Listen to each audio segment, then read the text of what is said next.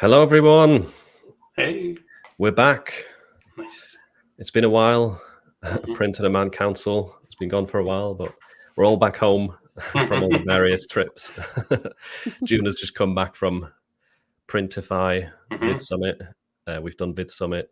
But yeah, great to be back. Thanks to everyone who's joining already. Oh, we've already got 40 viewers. Wow. Wow. Awesome. Look at that.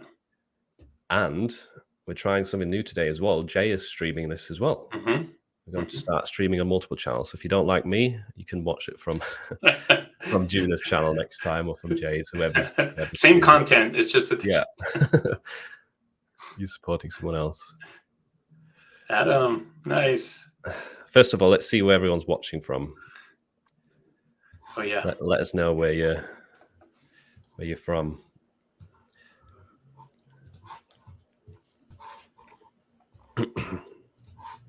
Got some Bailey fans in the chat. Wow. Adam's here. Yeah, pretty awesome that we can, live stream this to multiple channels. We'll be able to reach everybody, so that's pretty impressive. Yeah, hopefully we'll reach more people. It'll be great. New Zealand, nice. And then everyone else gets an extra upload as well. It's not just on my channel, which is cool. New Zealand, Egypt. See Nemo there, Egypt. He's going to be a subject of conversation, I think, today. You had tumblers on the list. Oh yeah, Nemo. That Nemo, yeah. Yeah. So you've spoken to him as well already, haven't you? I have, yeah. He's got some exciting things coming, which I think are great. Yeah. So basically, the people that don't know, Nemo is the creator of that free plugin that I shared. Nice. For tumblers, for resizing tumblers and Amazon merch, like resizing your t-shirt designs. And he's been adding some cool new features to it, which is great to see. So if you've seen that video, it already looks different. It already looks a lot better, that tool, and it's free. That's amazing. Have you tried that, Juna? Or no? It sounds amazing, though. I gotta try it. I like it. It's great. It takes in order to have an image on both sides of the Tumblr, you have to re-upload, and it wouldn't always upload it as the same size as the initial one for whatever reason. So he's got basically an integration, a Chrome extension that he created that you can just, once it's uploaded, and this is one thing he wanted me to say, is that it has to be in the global upload, so on the top one that would apply it to all products. So if you just drag and drop onto the Tumblr, the extension won't work. But if you have it uploaded there, it populates on the left side. You just click his button there, and you can tick the 100% scale. Just tick that box and hit the submit button, and it'll populate it on both sides, and you are good to go. That's so cool. Yeah, it's quick. Oh, and there's also a pattern element he can do, and he's working on I think a one-click applied to the back of the shirt too, which would be nice. Oh, really? Has he added that? Very smart. Not yet, I don't think, but in the works. But yeah, you've got to check out the pattern one, Juna. I think that would work really well with some of your kawaii designs. Just repeat them like all over the Tumblr. That's so smart. Yeah, I think your style would work really well for that. So we're going to talk about tumblers a little bit, since that is a new thing on merch, and we've got a bit of a Tumblr expert with us. So not for merch, I know, don't worry. But for those of you who don't know Bailey, why don't you give them just a quick summary of what you do or what your channel's about?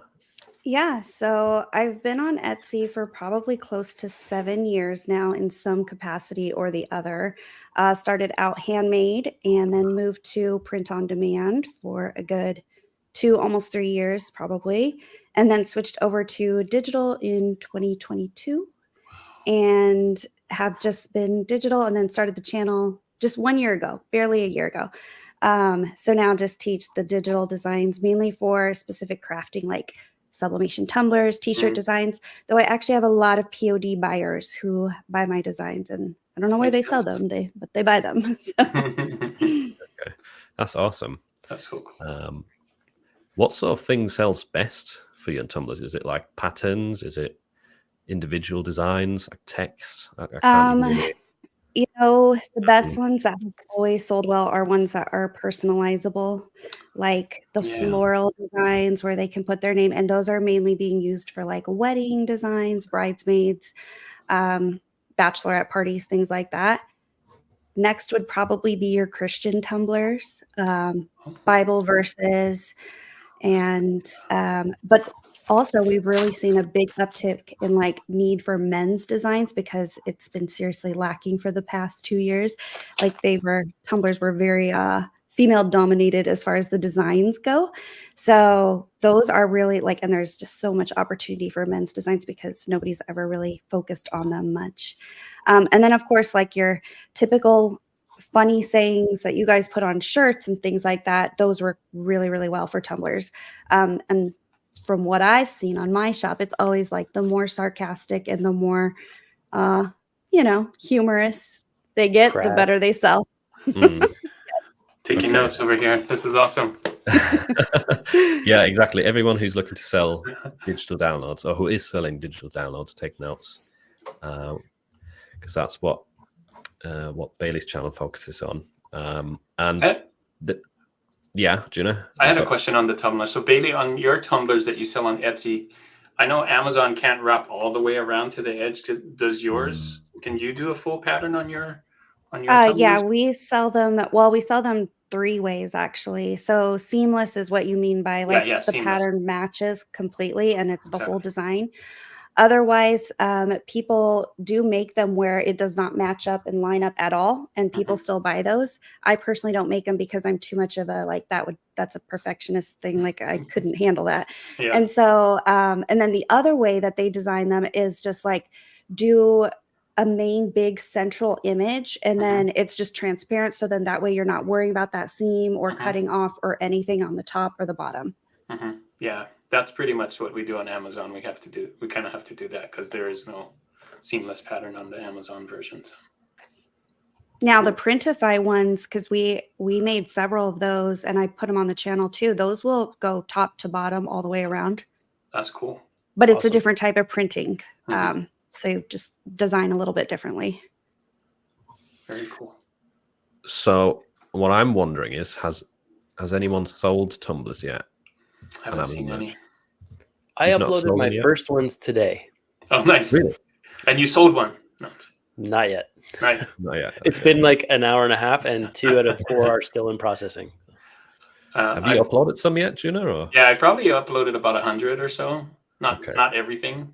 Just I went through and in the last month or so looked at my top sellers and then made those tumblers and just hoping that those top sellers will also be top sellers on tumblers. But it's, if you sell it on a t-shirt, it doesn't necessarily mean you're going to sell it on a tumbler. So we'll see. Yeah, that's the first thing I did as well. Just go through like the best-selling designs and enable them. If you're still doing that, definitely get that Chrome extension. Makes it a lot easier. I am.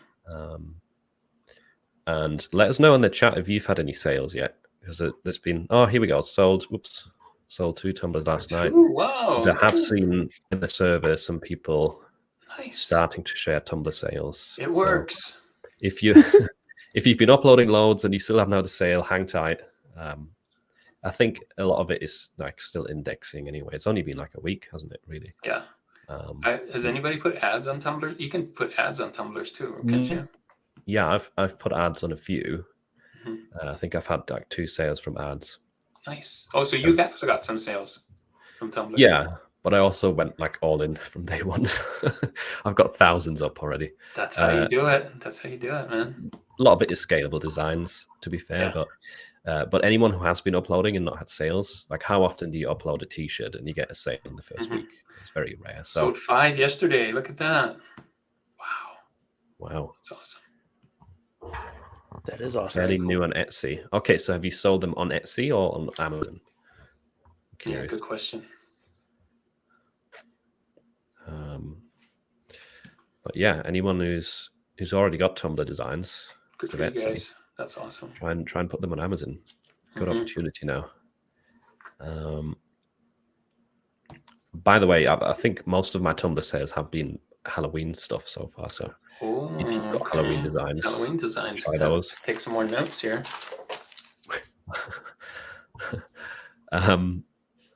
I asked in my survey before what people want to talk about, and one thing that came up a lot is tips for Q4. Mm-hmm. So, what is it like with digital downloads then? What's the approach for getting more sales in Q4? Maybe it's different to t-shirts. I don't know. No, I mean, everything is, we are usually way ahead though of you guys, because you guys can get sales on shirts, 3 days before Christmas. Ours, like, they come in. We've been designing for Christmas for the past 2 months now already, because they need the designs to make the crafts usually so much easier earlier. Most of them are taking these to like craft fairs and to like, some of them sell on Etsy, but not too many.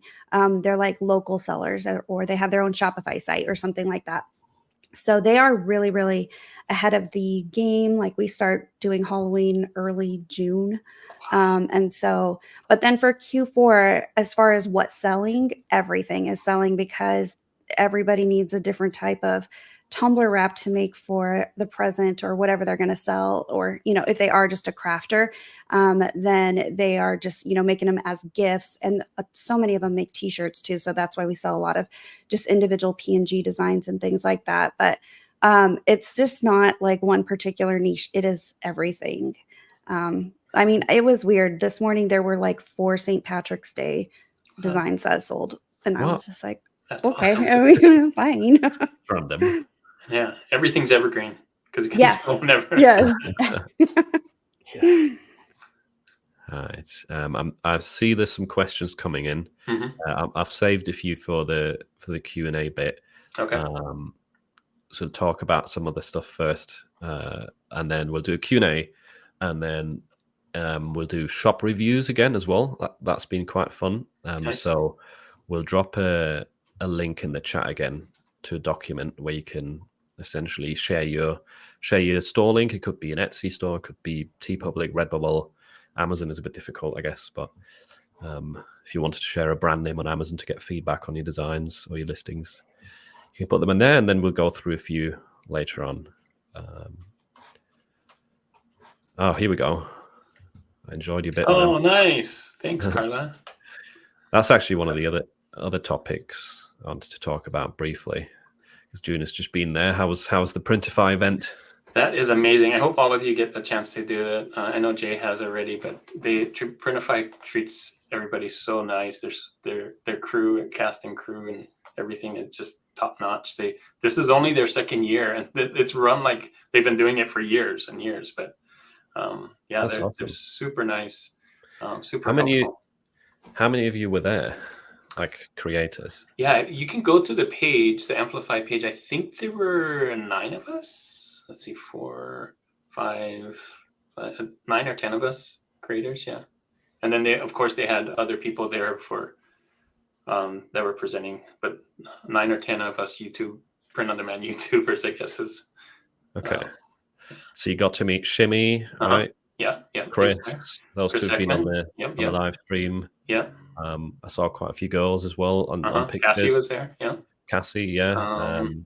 And Chris, see you online, Chris Heckman. Did you say Chris Heckman and Christina? Yeah. Christina, see you online. Taylor POD. Taylor POD was there. Mac was there. Starla was there. Just a whole bunch of top notch. Alec from you've seen his YouTube. He's probably one of the bigger print on demand YouTubers right now. So he was there. Yeah, it was a great time. And there's for people who want to see some of the content from it, because we had like a lot of talks and stuff like that, didn't you?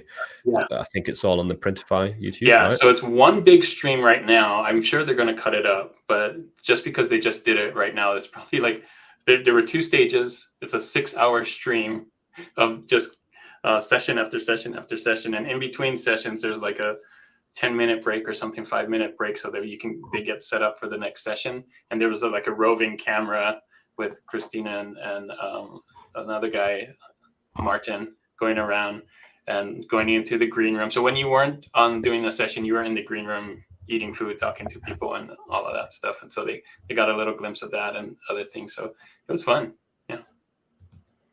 One thing I will say that I recognized almost immediately with the Printify crew is that all their staff, they genuinely care about what they're doing. Like they are vested in a way that I haven't, seen in what you would consider to be like, we pride ourselves with not being part of any kind of corporate environment or 9 to 5 kind of thing that way. But these guys are what they do day in and day out. They have a passion for it that, like, bar none is nothing like I've seen in a long time.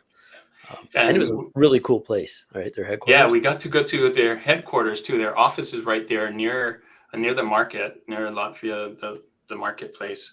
You can just walk past it, and you can see the culture that's in their office too. Because I took a tour, and they have just some fun stuff. They have a basement full of games that you can go to. There's food everywhere. The big cafeteria.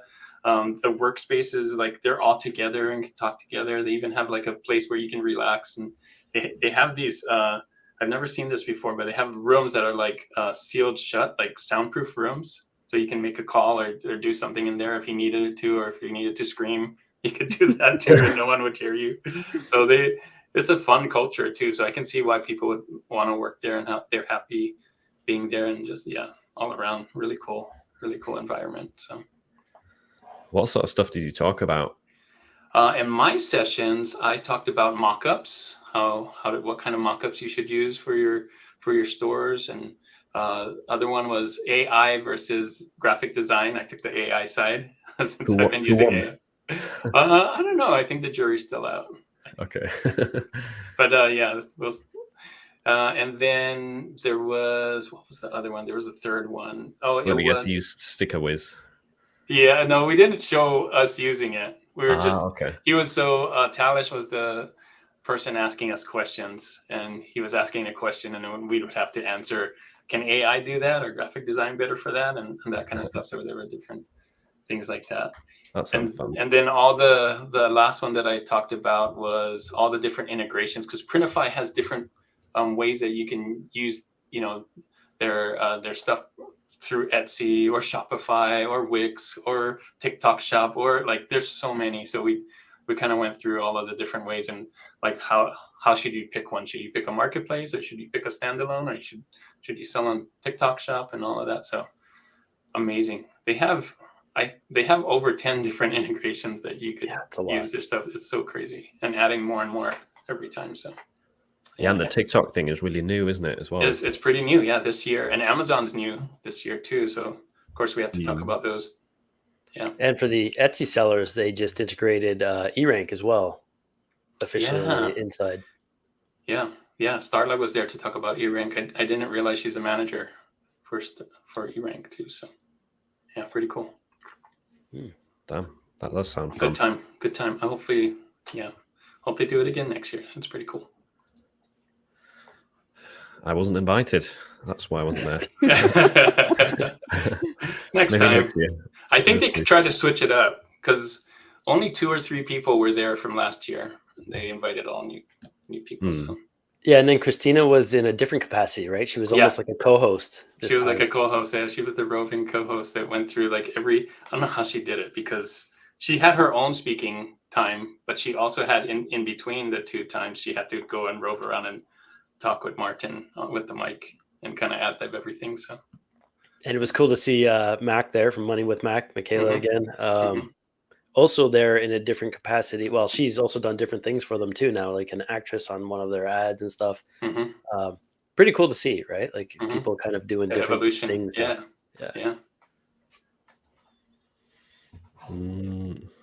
Someone said, I didn't even know Printify is in Latvia. Trip. It was a long trip. Guess what else in Latvia as well? There's Printify, Printful. There's a bunch of startups that are in Latvia that I was kind of looking at, and I was like, there's got to be something here. And so there's got to be something to do with the startup tax breaks, the funding, the government funding and stuff. Because you'll notice, like Juna, right? A lot of the staff in Printify weren't all Latvian by any stretch, right? There's a lot of people from all over the planet. Yeah, Talish, I know, is a Toronto, another guy from Toronto, Ontario, right? Yeah, so and the cost of living seems pretty a lot better than at least where I live in the United States. When we went out to eat and stuff, it wasn't as expensive as you would find here in the US. So I feel like I'm most sure there's that places too. probably better than the Yeah. US. Yeah, it's probably everywhere else. Everywhere. Besides London. Yeah. Yeah. So wait, I just saw something else. Anyway, Printful and Printify are really close to each other as well, aren't they? I've heard that. Yeah. Location wise, they're pretty Location-wise, close too. Yeah. Yeah. Right next to each other. They're not. Yeah, they're not exactly right next to each other, but they're in walking distance of each other. Relatively sure. speaking, they're really close. Yeah. Yeah. Probably a mile, 2 miles, something like that at the most. Oh, on the Q4 topic, we didn't really talk about Yes. t-shirts there, and we have spoke about this before. We were just saying we don't really know what else to give in terms of tips, but it's always kind of focus on evergreens, upload new evergreen designs. I wouldn't do too much Christmas themed stuff. Yeah. Because ideally you want gifts that people buy for Christmas and then also buy the next year, like throughout for birthdays. That's what I was going to say. It's gifts, but it's not necessarily Christmas on there. It's gifts you would buy for Christmas. Like if you know someone that's a doctor or a nurse or like hobbies and those kinds of things, I think can do really well because that's what you would buy for someone for their gift, for Christmas gifts. And something I think that I've always said, and I'm sure, Bailey selling the digital files is going to see lots of people buying the Christmas stuff and all that stuff too. But it's not that, there are still going to be people who are just going to go top heavy on Halloween and then Thanksgiving and then Christmas, right? And then wonder why the next 9 months of the year they sell nothing. If you're going to do Christmas, at least please, try to make it kind of something that works with the niche that your shop is otherwise targeting, right? So at least there's some kind of, element of cohesion that way, not just, blasting Christmas, because you're going to sell nothing for the next 10 months a year. Okay, hello, Steve. Thanks, Steve. So don't upload those merry and bright t-shirt designs. I mean, you can, but you may get sales, but not saying don't do it, but if you want to sell year round, you got to sell stuff that is, valid. Right. Merry and Bright's not going to sell in February right. So. I've got Tamaz in the chat as well. Nice. The man himself. Yes. Oh, that's the last name. Oh, that's of the Tamaz method. Yeah. Got it. It's the origin. And Steve, I actually had on my channel recently in an interview. Nice. He's done amazing. He's kind of like you, Juno. He's got a 9-to-5 and family and everything, but he's grown his sales a lot over the past year. There you go. That's the way to do it, I think. Is start and then start with a 9-to-5. Yeah. He doesn't want to quit his 9-to-5. Oh, well, there you go. That's like Juno. Yeah, it took a while. It took a while for me to quit, for sure. You did love what you did with your 9-to-5, though, right? So that's kind of an exception to a rule for a lot of us. Yeah, that's true. A lot of people leave because they want to leave right away. Yeah. So anyone who hasn't seen that interview, if you're feeling a bit demotivated, if you just started or in your first year, that interview can be quite inspiring because that's awesome. Steve was in the same situation as you like a year ago, and now he's doing really well. It's amazing. But yeah, let's look at some of the questions. Oh no, I forgot one topic. Someone was saying in my survey, they're overwhelmed with all the software. What do you need as a beginner, basically? Right. The minimum required softwares, because there's so many, right? So many different YouTube videos. Yeah. I feel like you really only need a design tool. Yeah. Like that's all you need to start with. You don't need a research tool or and that can be free too. You could find free design tools as well. So that's the nuts and bolts of it, I think, is you have to be able to create a design. And if you're talking about Etsy, you can't just buy some of Bailey's designs and slap them on something with Etsy, right? You have to have at least a hand in making them. I can't speak for the, whether or not you sell pieces of designs, right? If you can kind of piece together your own design out of that is totally cool. But you in order to do that, you're going to need some kind of, design capabilities or tool. Other than that, you don't need any of the SEO tools out there. What they do is help you kind of consolidate and, glean data, like specifics from them a lot faster than doing it organically, but you can sell organically as well. But yeah, you're definitely going to need something by way of design tools. So get used to, a Canva, a Kittl, Kittle's probably the one that I think I would have used back in the day if I wasn't already trained on the Adobe suite, because it's giving people the opportunity to kind of design as though they have years of experience. I feel the same. Yeah, it's kind of nuts, right? When you're seeing what's people are churning out, and like, my gosh. Kittle is a subscription, but it's amazing what it can do. Like just the font, the text that it, because they were built with font guys, right? Like typographers. That Font Foundry, and so they understand good design, and then on top of that, they get all these good designers to upload templates for them, and you just got some amazing stuff on there. So. Feels like cheating, right? When you see it, almost feels like cheating. I mean, in the best way possible, right? So if you're stuck, try to pick a tool that is going to be the most intuitive for you to use. We're all, as designers here, saying that Kittle is probably the one we would have chosen at the time. So do with that what you will, but it may be a little more involved than maybe like Canva or something like that, or a Photopea is kind of like a slimmed down version of the Adobe suite or Photoshop. There's lots out there, and Photopea is also, I think, free. Photopea free, yeah. And then the Affinity stuff is like similar functions of the Illustrator and Photoshop, but it is a one-time payment as opposed to a monthly. So there's lots available out there. Yeah, there's a lot. And there's lots of free tutorials out there too. Like if you don't know how to use Affinity, you can go and watch somebody that teaches how to use it and learn about it. And I think if you got the overwhelm, set a budget and stick to it for what you're going to spend on tools, right? Just kind of trim the fat. That's true. Juna has a lot of Affinity tutorials. I go to his channel.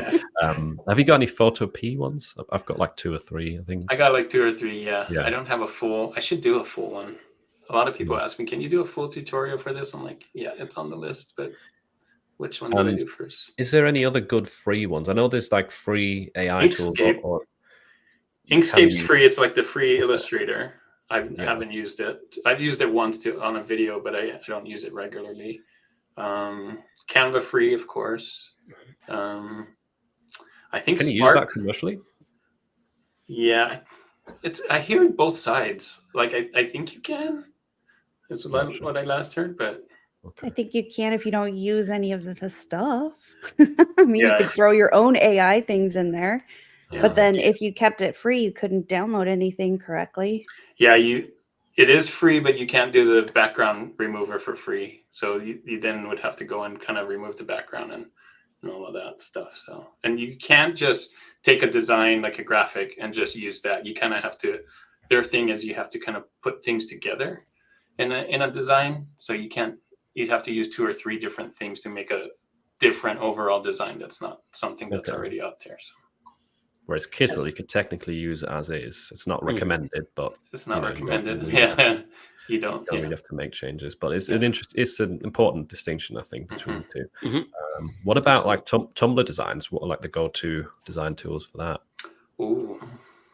Well, since we're only doing AI now, usually the biggest overwhelm we have is which AI tool do you use, because everybody's paying for 3 or 4, 5 sometimes. I'm one of those people. I have 7 that I'm using actively right now. You win. And so I just tell them, whatever particular style and niche that you're designing in, that you're getting sales in, just choose that one and then stick with that one and learn that one really well, because there's no reason to learn all of these different, tools if you're only using one that is getting you sales and you like making that style, because they all have their pros and cons. But to design specifically, since my people are not coming to me as background design experience or anything, I recommend Kittle. We've been doing stuff in my designs, and if it had just a few other things, then it would be perfect. So those are my 2 that I do stuff straight out of my designs all the time, and just that's the end of it. And then I have a lovely person in my group now who is handling all of my Photoshop tutorials, and she just started her channel because she knows the Tumblr side, and so I can pass the lovely Photoshop stuff to her because I hate it. So that's how it goes. That's awesome. She's here. That's Dana's Digital. Oh, good. I did see that. Nice. Yeah. Okay. Awesome. Here we go. Yeah, I offer Photoshop tutorials. There we go. There you go. And I wanted to highlight this comment as well. I was just getting used to Canva. Now I have to learn another tool. You do not have to learn another tool. I think this is an important point to take away from this. It's like if you already like Canva and you've kind of got used to it, you're good with it, stick to that tool. Like I still oftentimes go back to Illustrator because that's the one I'm most proficient with.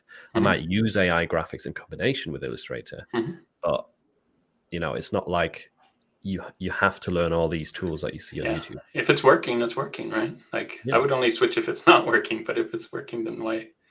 I thought the comment was going to be, I got used to Canva and then just change the whole UI on Canva to make it look, because that's what happened. There is that too. Yeah.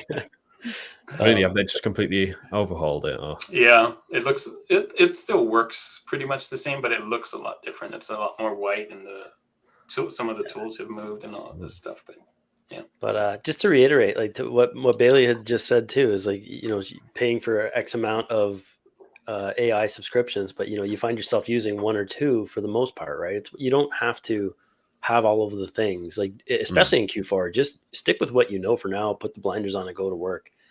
Worry about experimenting when you have the sales valleys in January, February. I think. Did you see in the chat someone tried to get on Amazon 12 times and got denied 12 times? I'm literally just reading that. We'll love to see the content about display. Well, the nice thing you have now is the Amazon Printify integration, which that opens the gate to absolutely everybody, albeit, you've got that $39.99 monthly fee, but you now are exposed to the largest, global marketplace on the planet, really. So you don't have to have... So you don't have to have a merch account to do it that way? It's a different account. No, it's just Seller Central now. So it's basically fulfilled by merchants. So they've always had fulfilled by Amazon FBA, which is where you would send like a pallet of like thousands of products that they could ship Prime. And then there was Amazon Handmade, and then Amazon FBM, which is fulfilled by merchant, which is essentially with a print on demand fulfilling that for you. It'll just like Etsy kind of thing, right? Yeah. Okay. And the thing I like about it is way more products than Merch by Amazon or Merch on Demand ever has, even though they just added tumblers, but they don't have as many as Printify for sure. And you could do custom stuff too. You talked about this doing custom things. Hello Custom. Hello Custom, yeah. So it's another thing that they don't have yet. So can you imagine being first to market on Amazon with your custom ornaments or whatever? Wow. Yeah. Amazing. Yeah. Custom Christmas ornaments. And in a way that is automated, because if you've ever seen any little element of success with customized products or personalized products, you know that you will at some point dread the influx of orders because it's so friggin' much to manage. Yeah. That's why I quit it, honestly. Yeah. That was the only reason why I quit it. It's too much, right? We were copying, pasting all day to fill it. And it was too much that I was just like, I could never design anything new. And so there was no app at the time. And so I was just like, nope, switched over. Did you ever try outsourcing it? I did eventually, but it was still, it was still boring to me, honestly. So. Okay. Because I never tried outsourcing because I just didn't trust that I would still want to kind of vet and make sure that there were no typos or anything, right? Because you're talking, thousands of dollars of refunds a month if they get hot. So I didn't want to risk it. Yeah, perfectionist. Wanted to be right. Well, you also don't want to refund something for typos in somebody's family name if it's that's a big one. If they're big orders for sure. That's interesting because I've thought, if that kind of thing gets like really big and you have tons of orders every day, you have to change the text. Do you outsource it? Do you not? That's a tough one. Right. And the caveat with the Hello Custom is that you only have one, I think, element that you can have customized, right? So if you have like multiple names, so you could do multiple of the same. You could have 3 of the same name, like name. If it's like a grandpa of name as the grandchildren, but you can't have a secondary element like a date or something yet. But I think he's working on it for Amazon to do multiple. Yeah. Because Amazon has like a limitless amount of personalization options, so that's also pretty awesome. Sweet. Someone just asked a question related to that. I'm new to POD. Just sign up to Amazon Seller Central and Printify. I've noticed my listings are labeled as generic. I'm sure they register a brand for sure. If you can do, it would be better to have a brand name on Amazon. I would. Their brand registry, kind of protects you too, and it kind of adds as another filter, another layer of security for anything that you have in your brand too, especially if it's a trademark brand that you register, because they won't allow people to upload stuff, especially on Merch by Amazon, for example. You try to upload anything that is trademarked, you'll get an automatic rejection, or it'll go under review and then you'll get rejected. There are cases where you can kind of say that, you're not using it as a brand, whatnot, but at least to be able to protect yourself on, the biggest marketplace out there, I think, it's a smart thing to do.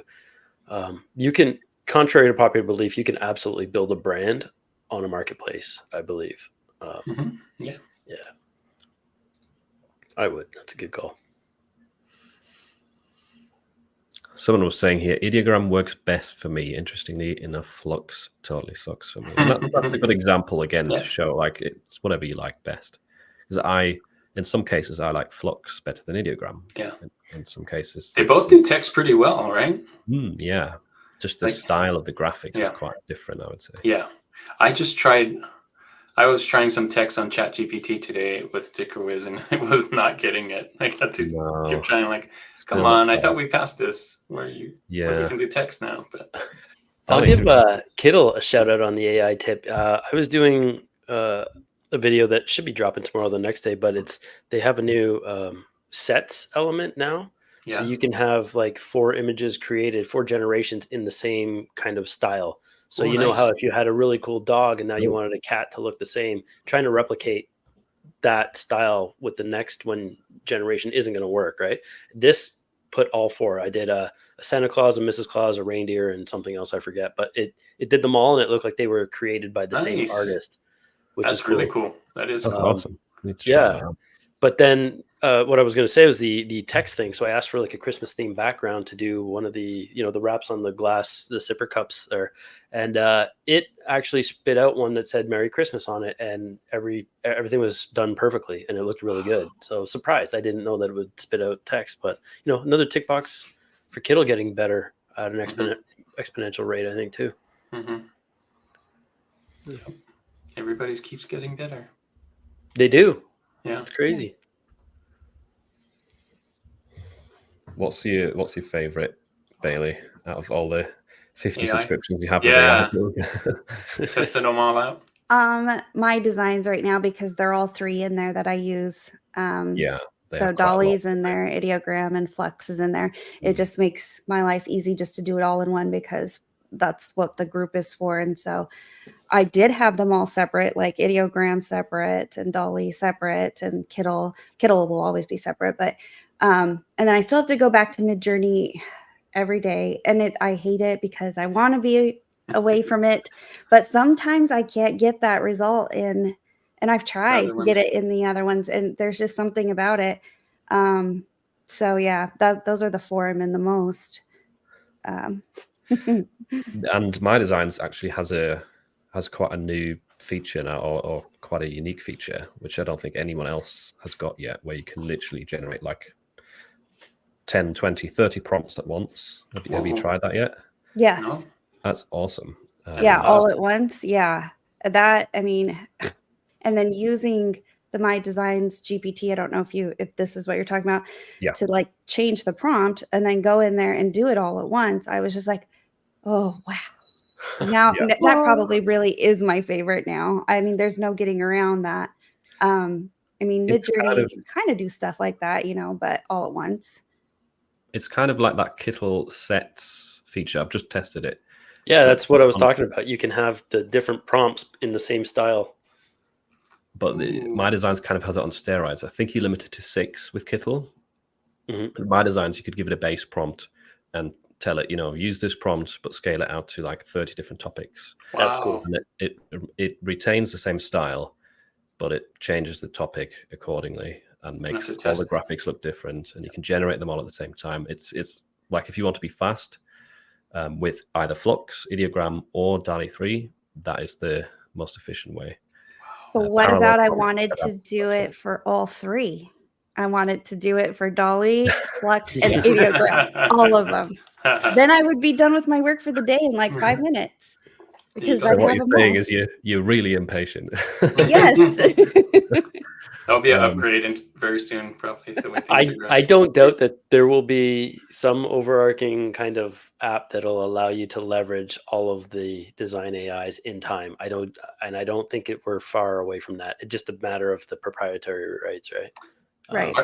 Is it still a small size though? Because that's what I'm waiting for, is an AI to make it the right size, knock out the background, and you're just ready to put it on. Upscaled, Yeah, 4 upscaled times, and everything, yeah. right? Yeah.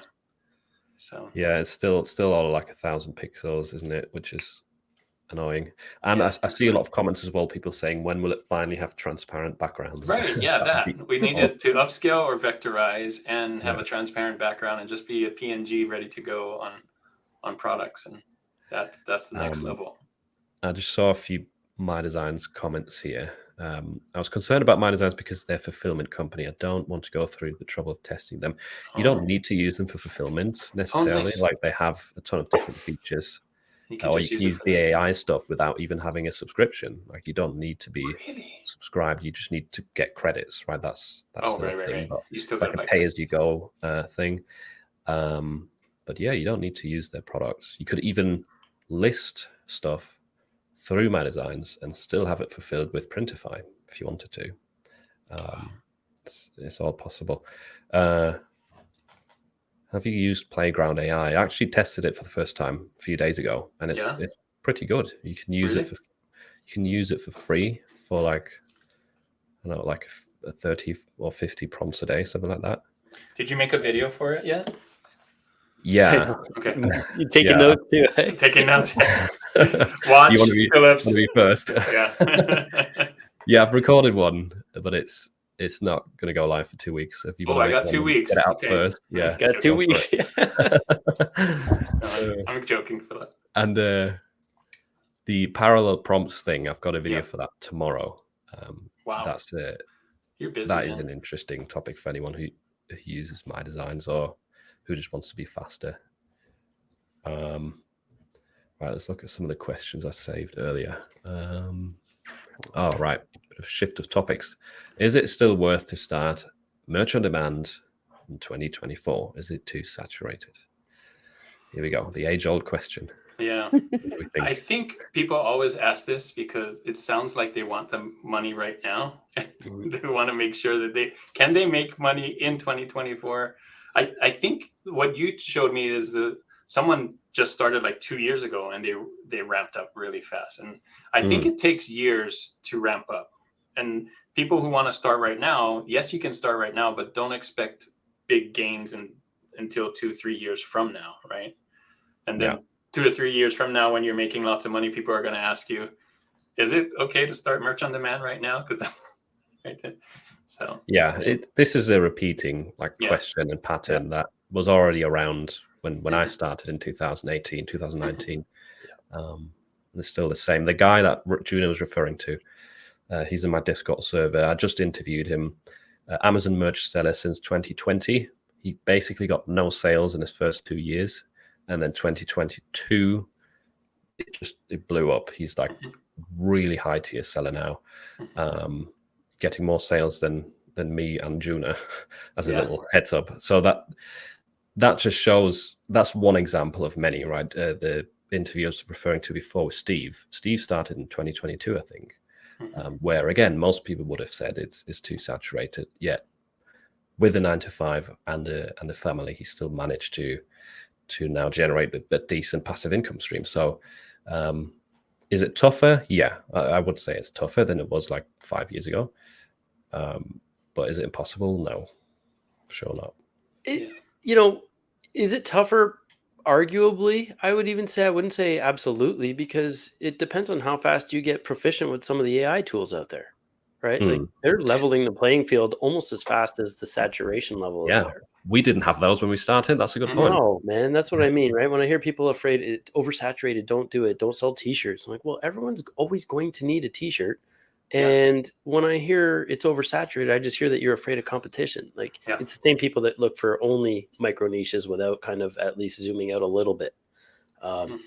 Yeah, I think, it's always that's been a question for the 12 years I've been on Etsy, right? Like, oh, it's too saturated. There's too many t-shirt sellers. Well, if I didn't start 12 years ago, I wouldn't be here. The people that didn't start 3 years ago wouldn't be making, the gains that Philip was just saying, right? Like we all started when we started, and the only thing we probably all have in common is that had we known the potential, we would have started earlier.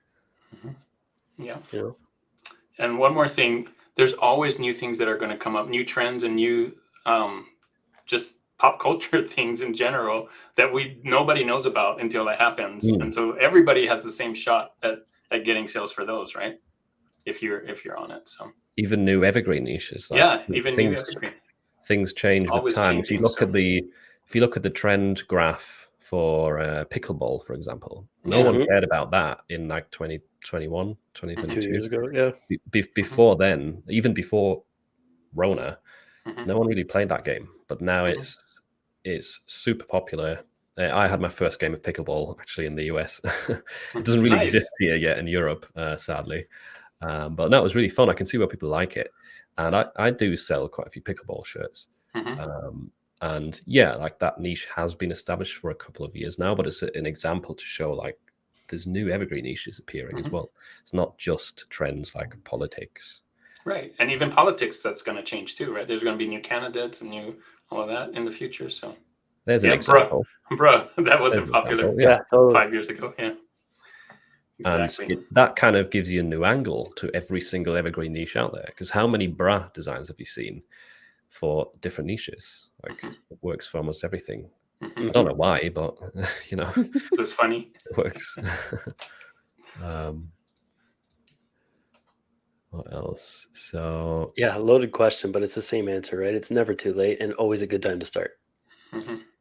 Yeah, it's better to start than to keep worrying about what's the lowest competition thing to start. Correct. Yeah, it's better to start now than wait 5 years from now and say, I should have started 5 years ago. Do you all have Facebook pages for your Etsy, Amazon store that you share all of your links with around the web, or do you run Facebook ads too? I have a Facebook group, but not a Facebook page that I do have a Facebook page that I don't usually use it for that. Just post my stuff on there. I do have a large Facebook group, but it operates for a different purpose. So I use Etsy as my top of funnel. Then they go eventually into my group or email list, and then they go to my own membership site because the end goal is to get them as a recurring member for my designs. So I don't really push them back to Etsy unless they're just the people who are like, I'm never going to buy a subscription. So then they can go back to the Etsy store and buy it individually. But yeah, we do have a big Facebook group, but no ads. Okay. I don't do either. It's tough to build a Facebook page, right? It takes a lot of effort. And it would be nice if you could just share all of your links and get sales, but there's a lot more to it. That, yeah. Can it be done? Yeah, for sure. But it's a lot of effort. Facebook ads, probably tested them, but never really had success with them. Never spent much time on actually learning it. What about you, Jay? I'm kind of in between all of you. I have dedicated Facebook pages for specific niched Etsy shops. Nice. I don't run Facebook ads to them because I've historically just would have run the ads to a Shopify, but with the share and save links, so Etsy, takes that 6.5% down to 2.5%. Might be worth revisiting now. I just haven't run Facebook ads for a long time now, and I should, look at that again. But then I also have a Facebook group that is for helping educate with POD. That I use that, build the email list, and then for my membership ultimately that way. So, using social media is a massive tool that I think allows us to target people in different ways. And even if you're only, talking about from the Etsy or Amazon perspective, then yeah, having a page or a group, where the group is nice because you can allow people to just post their own stuff and they feel like there's like this exclusivity element, right? Like you would see Juna in your group that way. The pages is more like user operated, right? So you're just kind of putting stuff out there. But they can both, nothing in social media is going to be a bad option. It's just whether or not you have the time or the bandwidth to kind of do it all.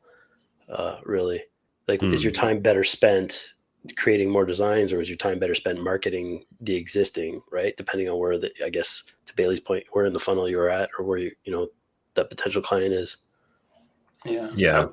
I would say social media in general is more for building an audience instead of advertising. I mean, you can advertise on your, like, for instance, Instagram. It's great for building your audience and getting more followers and all like that. But if you build it just to advertise, I don't think you're going to get a lot of followers, because people will know that, this person, I don't want to follow him. All he says is, this is my new thing, buy. And nobody wants to follow that. But if you have actually some value to bring to an audience and teach them something, or show them something funny, or entertain them in some way, I think that's great for social media, and that will help you build an audience. And then in turn, you can start sharing your stuff, and people might want to buy your stuff. So that's why it takes so long.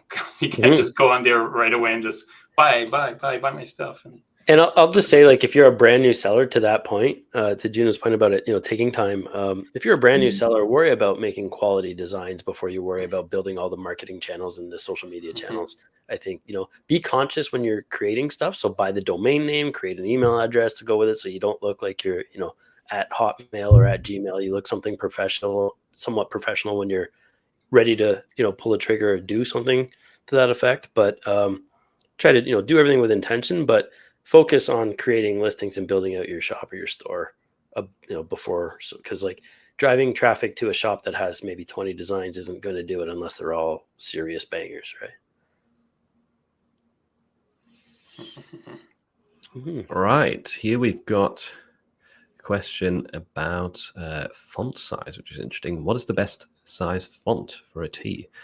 And what design software would you suggest for a beginner? So we kind of covered a lot about the design software about 20 minutes ago. But it really depends on the font, because you could have a 20-point font for one font that looks this big, and a 20-point font for another font that looks this big. I would say on the thumbnail, on your mock-up, if someone can't read your shirt and you have the text there for them to read, then it's too small.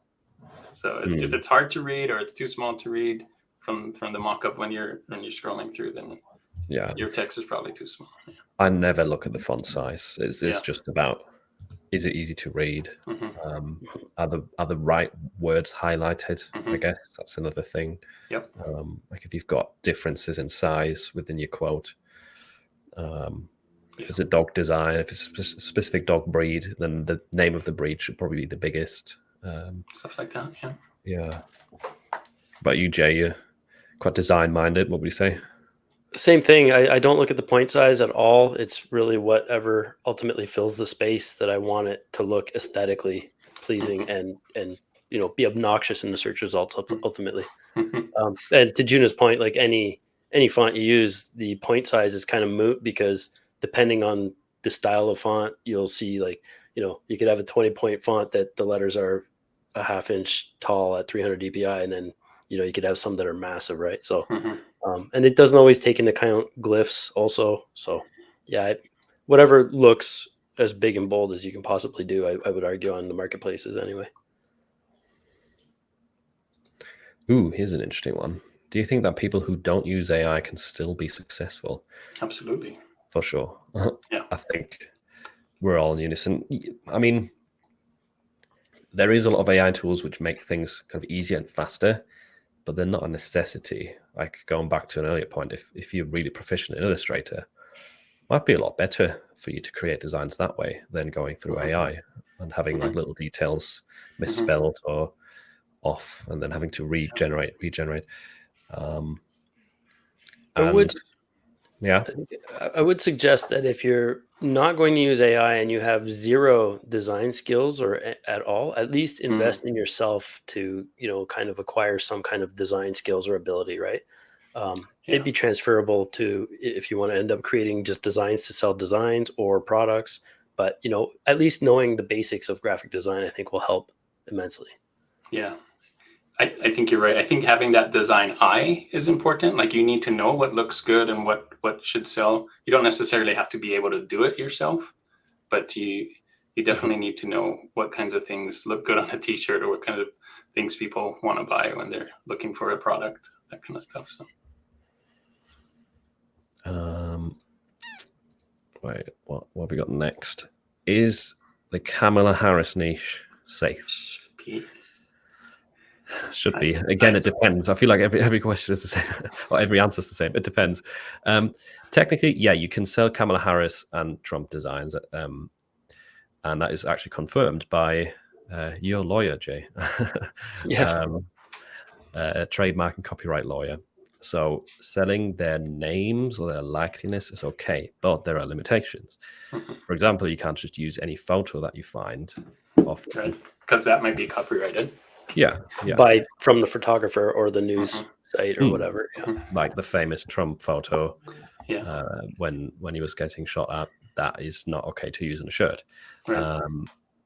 And then we've got the content policy, right, of whichever marketplace you sell on. Does your design adhere to that policy? Because on Amazon, like, they are quite strict with inciting hatred, for example, and that's a very gray area. But if your political designs, including Kamala or Trump, if they're kind of too offensive or too aggressive, I guess, then it might be an issue.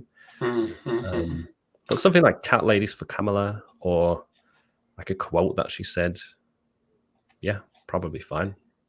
I think one other thing that I missed last time was, like, Trump and Kamala have their own apparel and logos and things like that. So if you go to their sites and see their designs and copy their designs, you can't do that, because those are copyrighted, just like everybody else's. You can't copy anybody else's designs, but if you make your own, then that's fine. Yeah, and Trump also has his own IP when it comes to like his towers and other business ventures. So you got to make sure that you're checking, trademarks in specific classes too.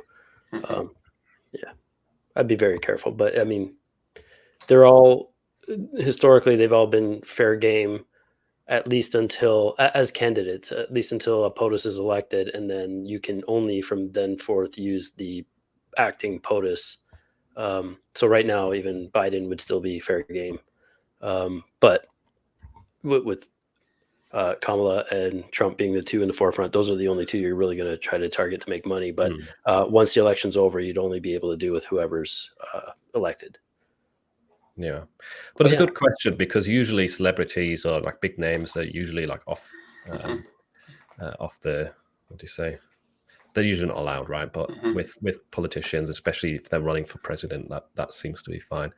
And you have to think of it from their point of view as well. Like if Trump says a funny quote, like they're eating the dogs thing, why would Trump go after people trying to sell that quote? Like, there's no reason for him to do that. So it would only be the marketplace that has something against it. Yeah. So unless you're using like Trump logos or official merch, or Kamala Harris, same thing there, it should be fine. But on that note, Phil, like Philip said, he's got a video with my lawyer, and so do I. You can go watch those, and I'm sure there's lots to glean there, some good intel, especially POD related. Yeah, we did.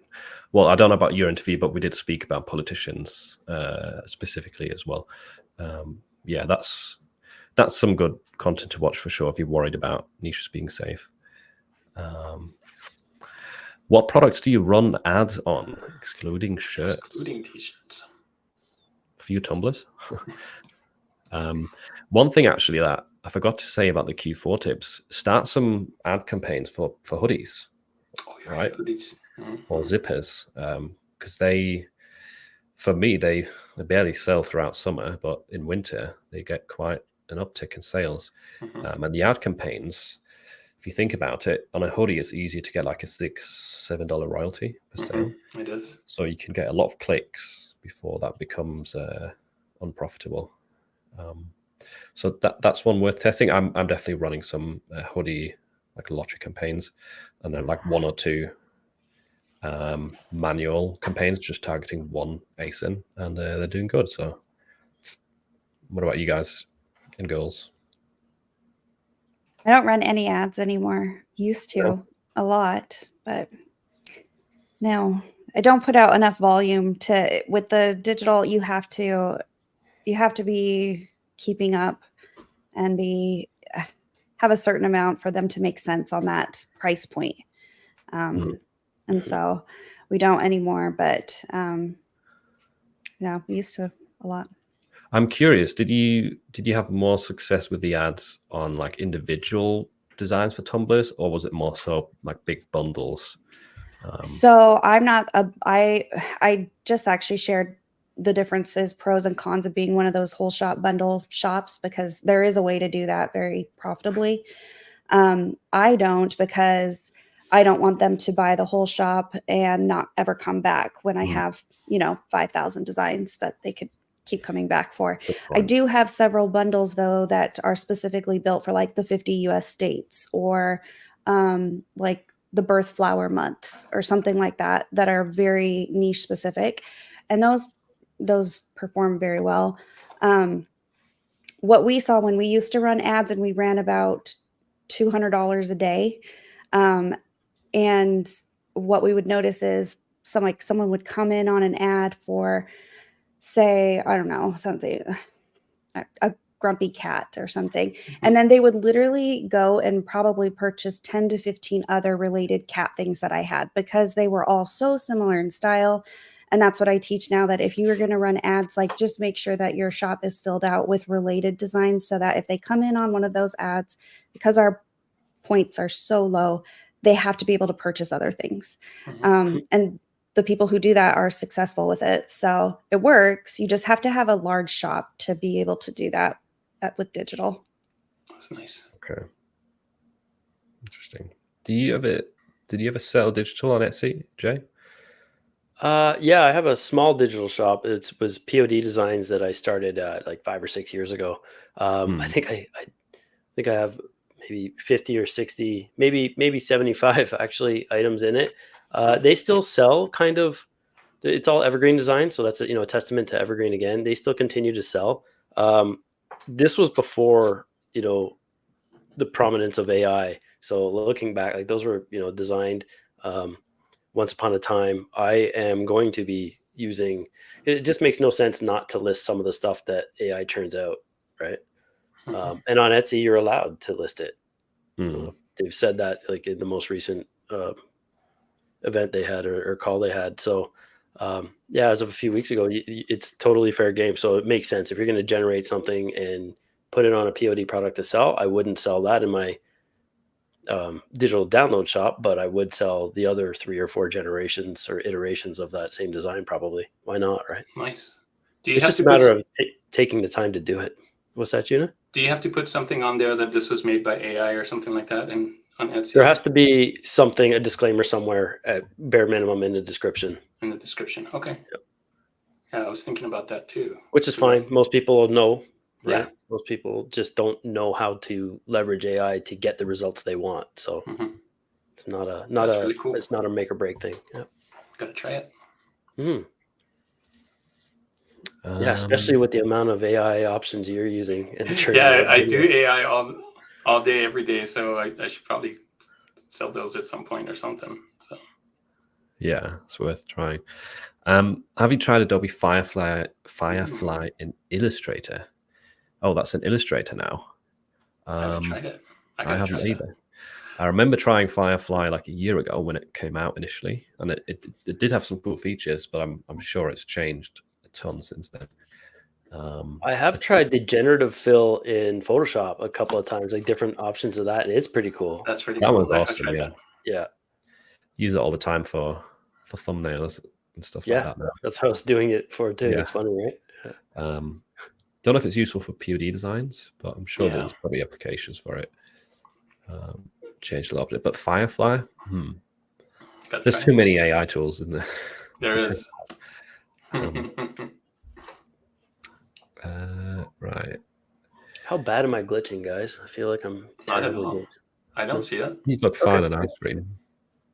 Perfect. Sometimes it looks different on the actual live feed, but no, that actually looks fine on the live as well. What have we got here? I wanted to get into POD. You don't even know where to start. Start watching some videos. Do some research first and watch some video. Yeah, I mean, shameless plug for Philip, Juna, and myself. I don't know if Bailey has any POD actual, experience or anything like that, so I can't speak to that. But I know the rest of us, and we all have, if not, I'm sure we all have free courses on how to start. So like, go there. If not one of us, and you don't resonate with any of the 4 you see on the screen here, then just Google it or YouTube it. There's a ton of free intel on where to start and how to get going.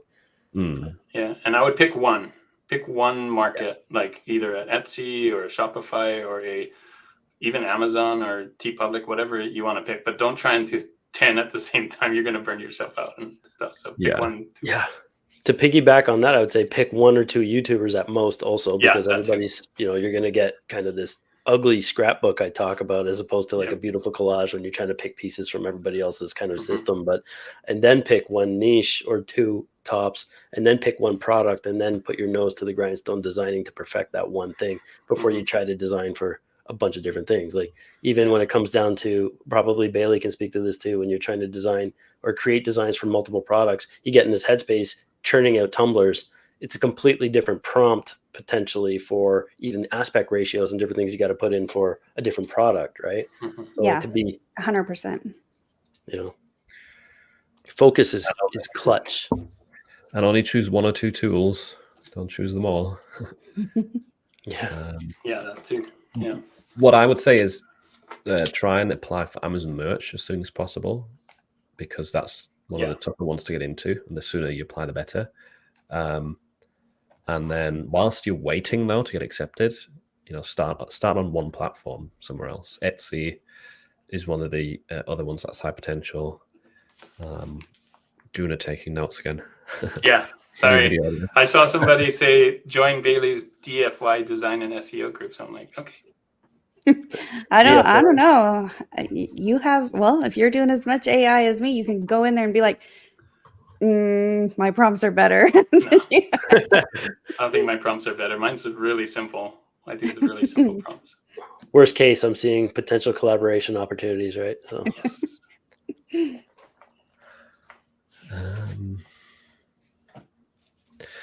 What's the best site to create images with Flux Pro, free or paid? I know Glyph has it for free. I don't really know if there's any other free options. I've never seen any. In terms of paid, there is some people suggested stuff in my survey. I forgot what it's called, but there is some like paid services where you can get access to Flux Pro that seem fairly affordable. The only other place I know off the top of my head is My Designs, where it's built into Dream AI and it's credit based.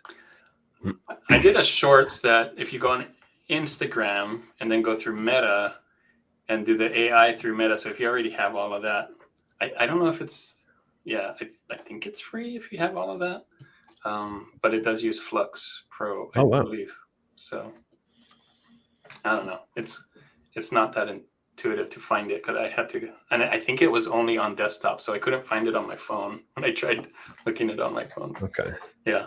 Did it work for shirt designs though? Like. Yeah, I mean, same. It's still it looks good, but it's still 1024 by 1024, and you gotta knock out the background and all that stuff. But yeah, it looked pretty good. Like just like looks like a glyph, right?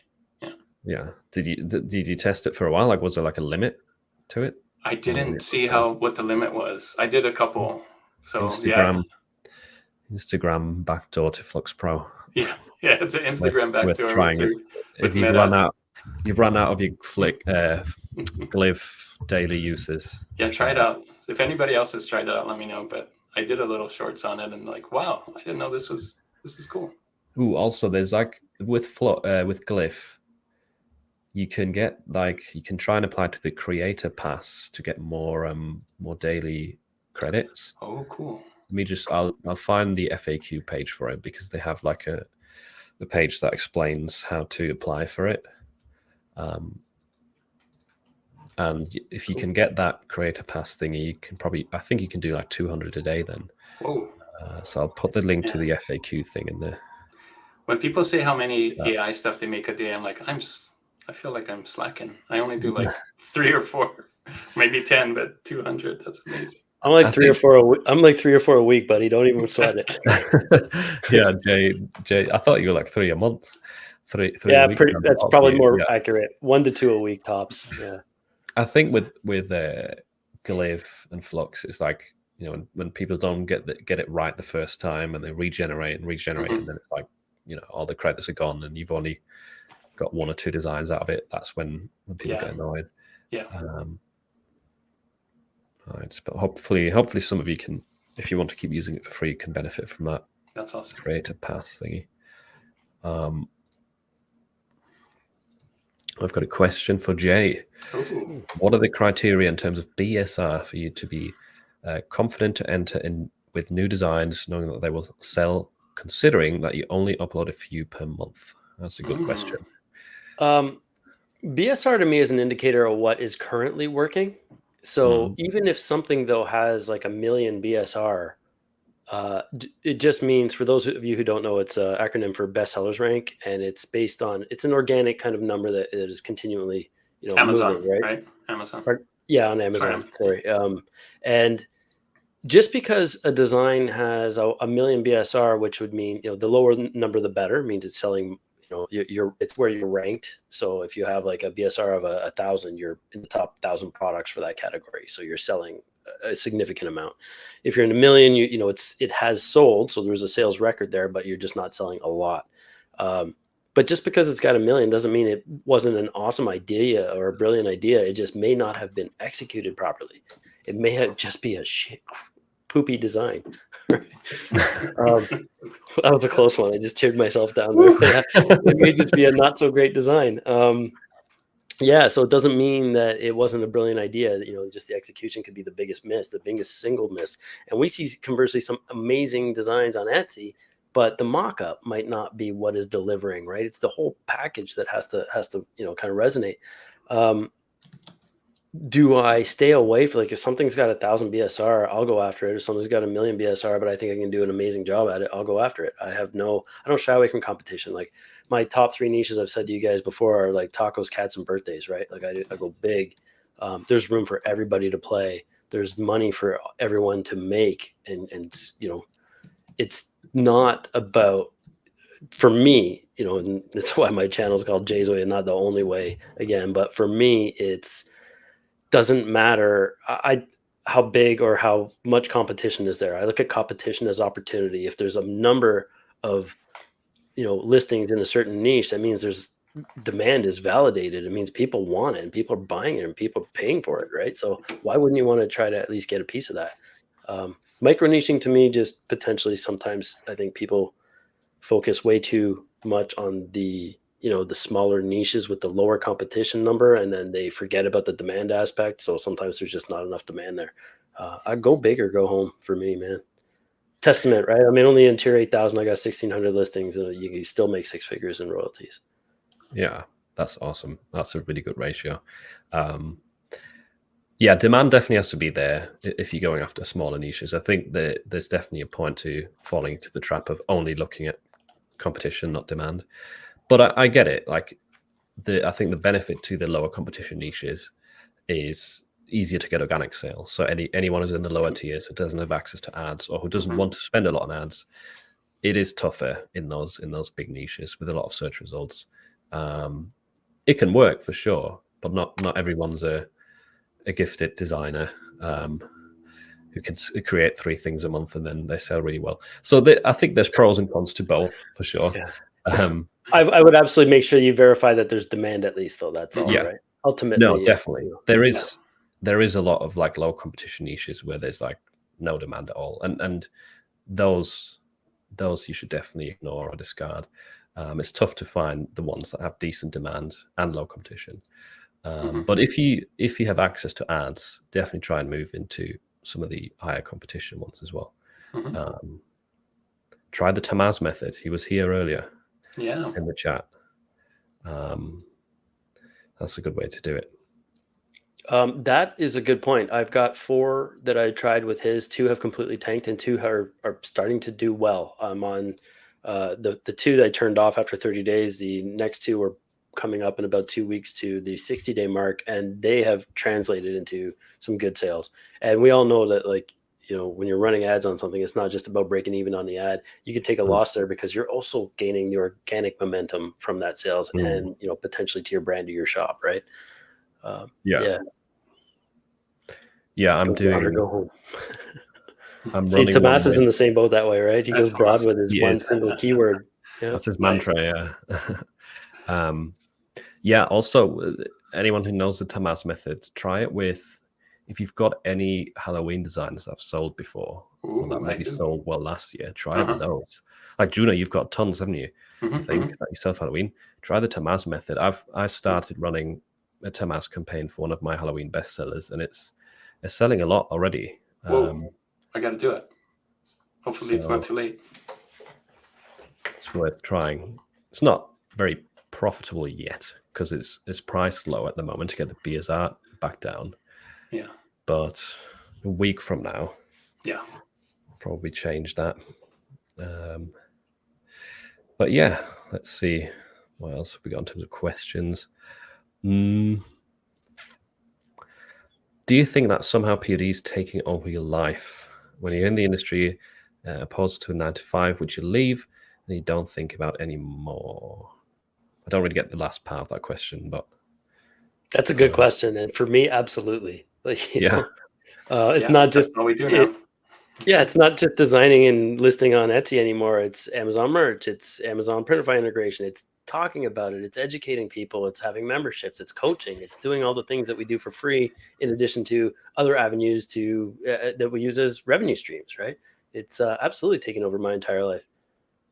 Yeah, which is why I had to stop the 9-to-5, because it's just, there was so much to do that I needed more time to do it. So yeah. But I will say that I've chosen this path, so it's different, right? I enjoy what I do. There's nothing better than helping people get some wins under the belt too, that have zero experience. So that's always awesome.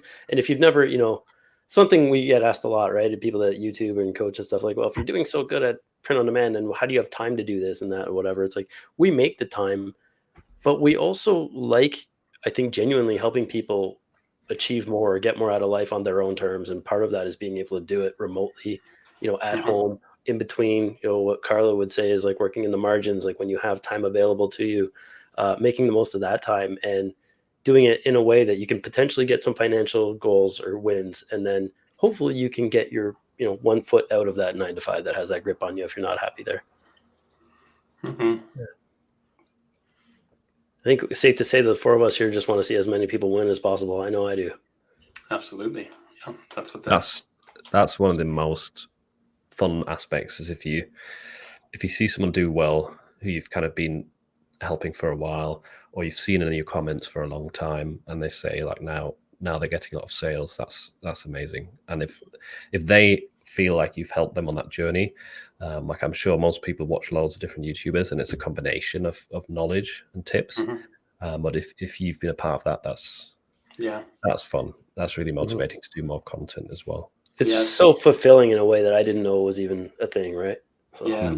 One of the reasons I wanted to do it is because for me, and I know for everybody else, the cost of living is just going up and up and up. And there's like, just having a 9-to-5, at least my 9-to-5 was just like, I didn't get a lot of raises, and the cost of living just like hit the 9-to-5 where I should have been getting a raise to match, but I wasn't. And so I needed to do something extra. And I think a lot of people are in that boat. And so that's why I did it. Like, guys, this is the way I did it. I think this is kind of the only way to do it. If you want more income because the cost of living is going out of control, then get more money, because you kind of need that. So you can only save so much, but you can always make more money. Exactly. Yeah. You counteract some of that inflation and all the high prices, you know. I know. Even if it can just pay some of your bills, you don't have to be making 6 figures in a year. You know, if you can pay your rent through digital downloads or through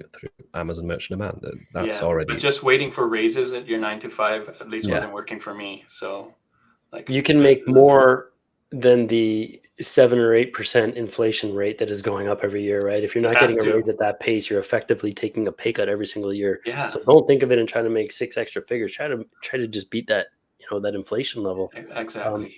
What about you, Bailey? Has POD taken over your life in that sense? Not POD, because I left POD. Fair. That's right. Tumblers. um, Tumblers all day. Well, you're yes. still in the industry, right? Like you're I mean, creating I stuff for am. sellers. And you know what? I always get tempted to like go to my other Etsy shop and start it again, because I'll see things and I'm just like, oh, I could be doing it again. But I am, this side is totally taken over. I never thought I'd be on YouTube. I fought with that for like a year and a half to get on YouTube. But I mean, it's super, super fulfilling to be able to help people in a way that, it helped. I never thought I'd be selling tumbler designs to make it where I am on Etsy of all things, and here I am teaching on YouTube, and it's crazy. But yeah, I mean, and now with the tools too, I just really, really think that, especially with AI, anybody can walk in, and if you just take a little bit of time, and I mean, there is so much free information out there. There's so many different ways to make money online. You don't have to do POD. You don't have to do digital designs. There are a million ways to make money online. And the knowledge is out there and the information is out there. So yeah, it's crazy circle. Yeah.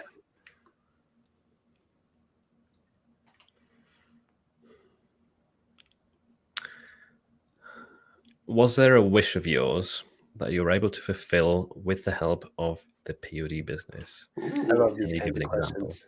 Yeah, that's a really good question. Traveling. I never got to travel as much. This is going to that Printify conference was the first time I've been to Europe. So I've never been up across the Atlantic Ocean before, and so being able How did to you find it? It was great. Love it. Yeah, I want to go back to Europe again. Yeah. Did it feel really different to the US? In some parts, yes. Some parts, no. The buildings and the cobblestone and the different languages in the street and everything were different. But they had Burger King and H&M and malls and things like that, which made it feel real familiar. And Yeah. they spoke a different language, but they also, in Latvia, most people spoke English, so the language barrier wasn't that bad either. So yeah, it was pretty awesome. Yeah, that's the benefit of, I think, a lot of European countries, that most of them speak English to you. But yeah, and Apple Pay. everywhere. Apple Pay was really easy. I just paid everything with it instead of cash or having to convert to euros or whatever. Just beep, and that was easy. We live in a great time. Yeah, that's true. That's true. Has anyone else got examples? Mine's kind of similar to Juno's. Last year, we got to go to Paris, and as a result of everything, and that was the first time going to Europe, and that was crazy. I mean, it was scary, but it was so fun. Yeah. So just being able to travel a lot now. We travel all the time now, because we have the funds and the schedule, the time, Yeah. So, and we got to move to Florida, which, I mean, I'd never wanted to be cold again, so I got to move to Florida. Where were you before? Colorado. Oh yeah, that's cold. Okay. Yeah. I never want to see snow again. That's where we're at. We're in Utah, so it's really close, but it's so cold. That's why we left Ontario, Canada, and came down to Belize. That must have been even colder. Yes. Yeah, I mean, that's why we're here. I didn't realize how hot it would be consistently here, but it still beats, when you talk in terms of winter in North America, like traditionally, at least halfway up the States and more north, you think of 4 seasons, right? So you think summer, fall, winter, and then spring again. But really, it's kind of like a not so cold winter, and then not so cold winter. It's like 6 months of gray and wet sky, like gray skies and wet. It's sloppy, the thaw, the freeze. It's just unpleasant.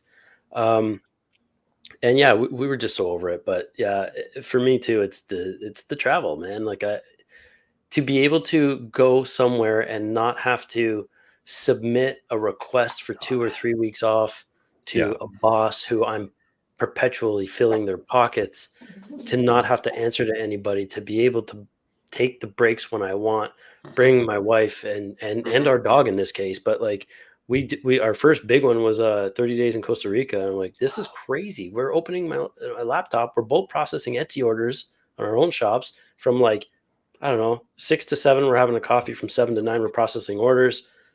And then by 9 o'clock, our workday is done. We've made enough money that day to sustain the next day and a half. So we're coming home with more money than we left.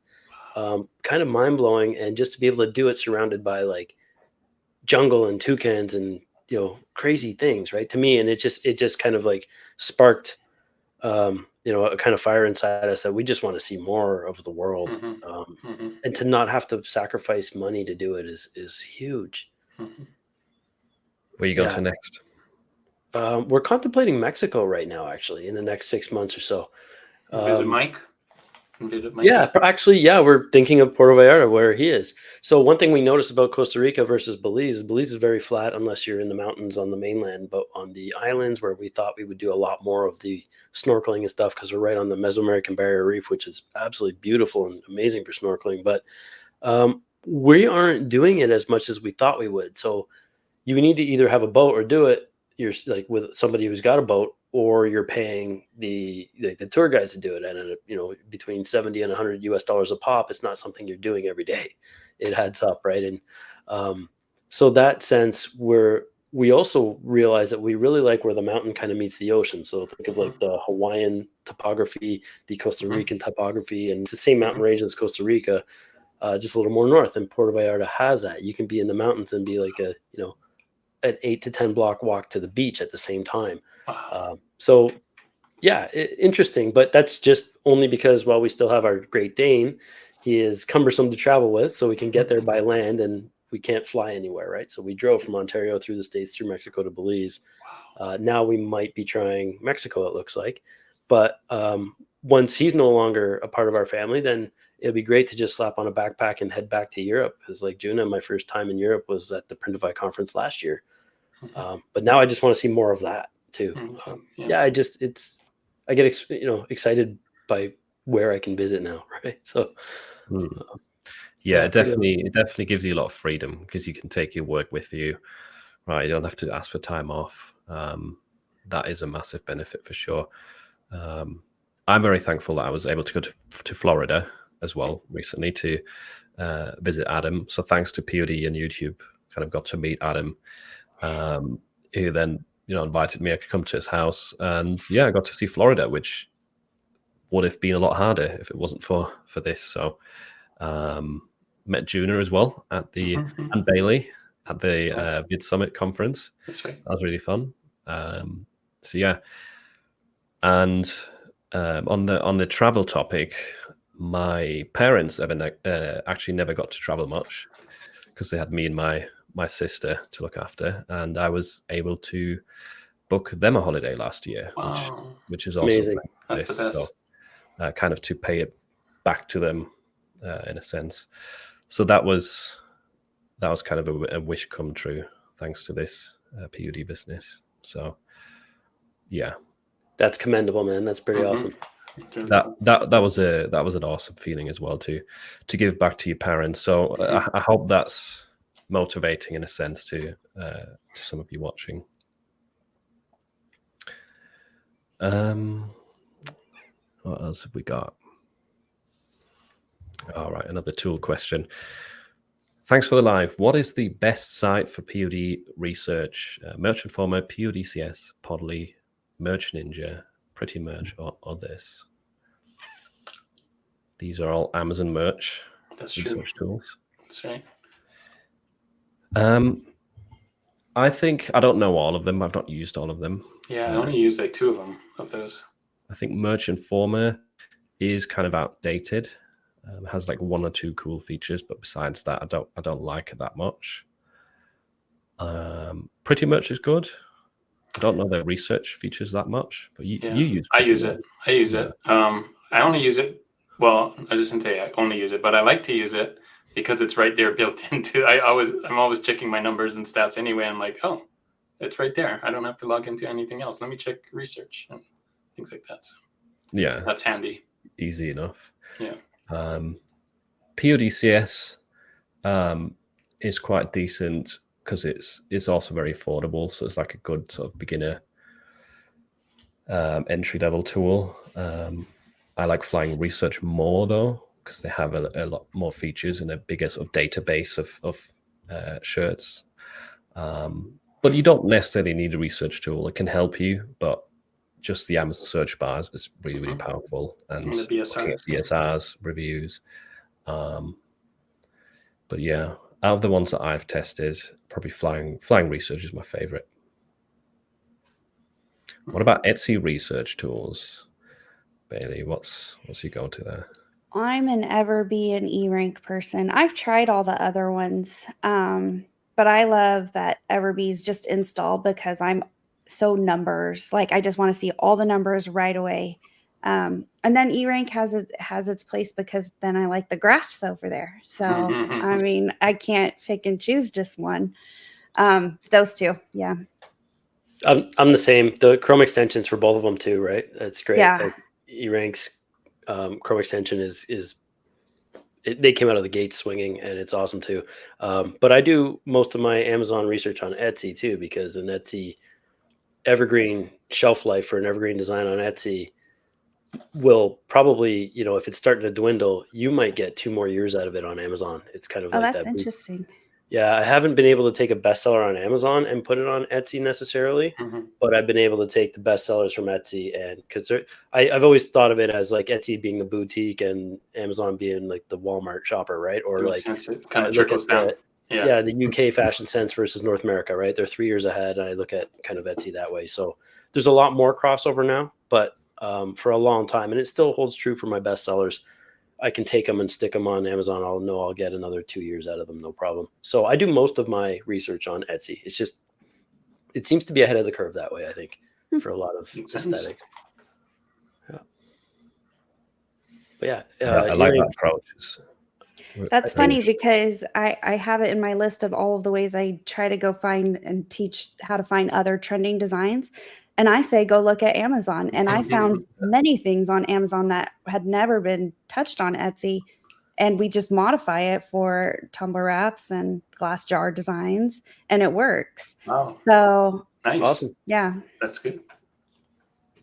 There you go. Yeah. Sometimes if you're always just doing research on the same platform and you feel like you're not really getting anywhere, just try somewhere else. Yeah. Even go on somewhere Absolutely. like Redbubble.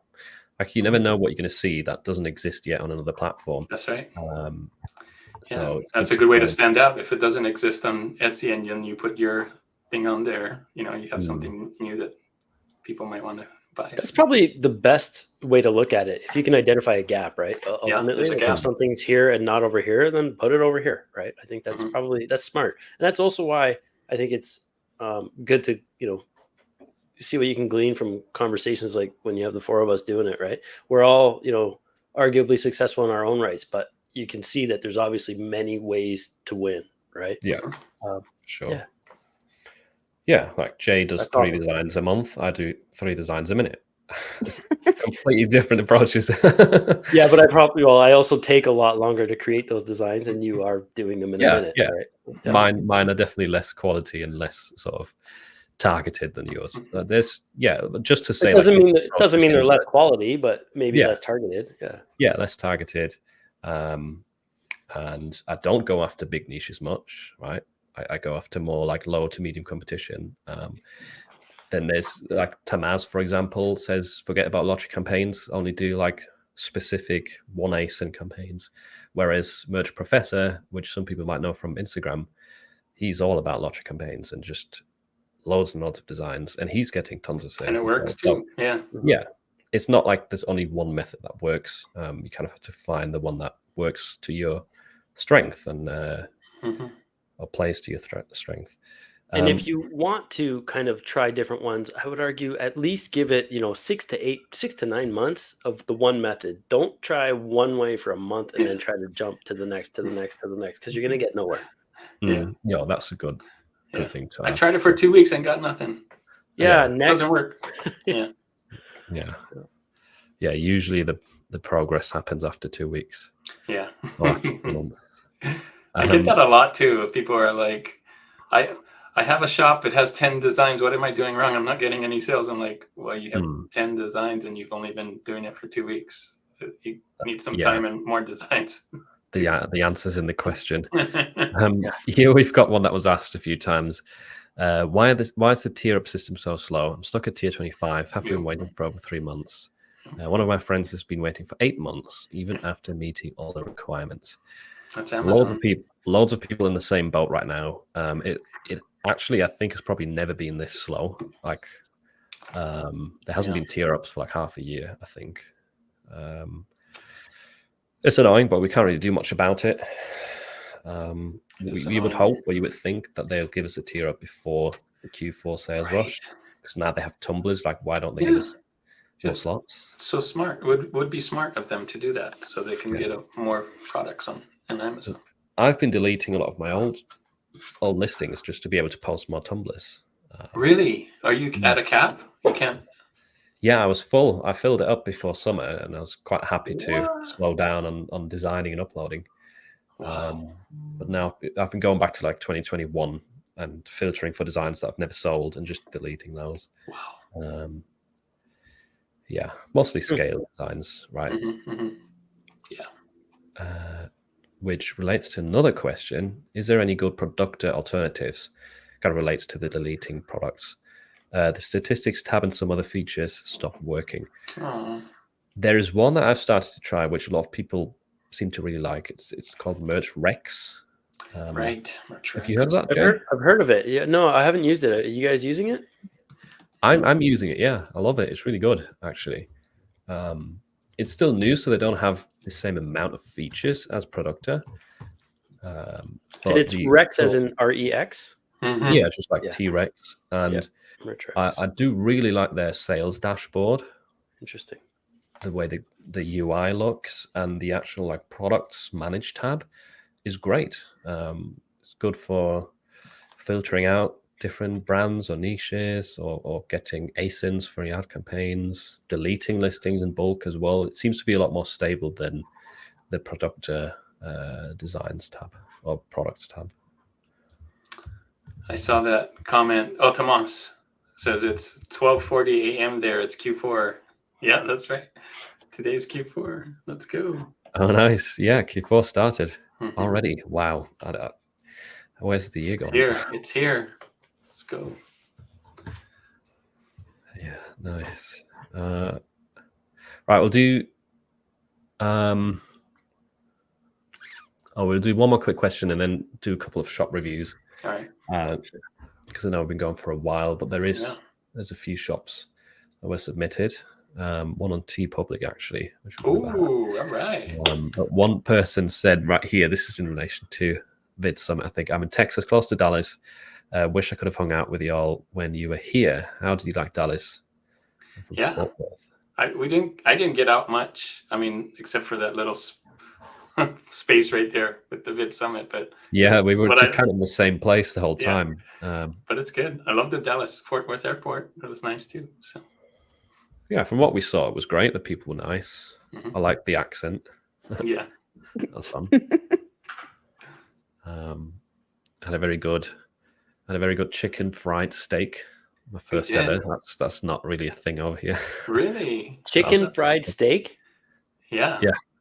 Did you not have that, Jay? I was never in Dallas, but we drove through it. But oh, that's right. You're not from the U.S.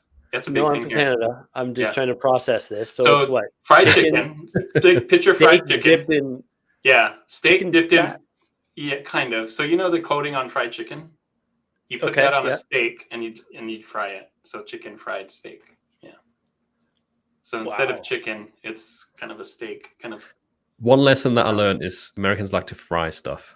Yeah, it's a heart attack in every bite. And then add gravy to it, and then you. But no, chicken fried steak was awesome. Yeah. Okay.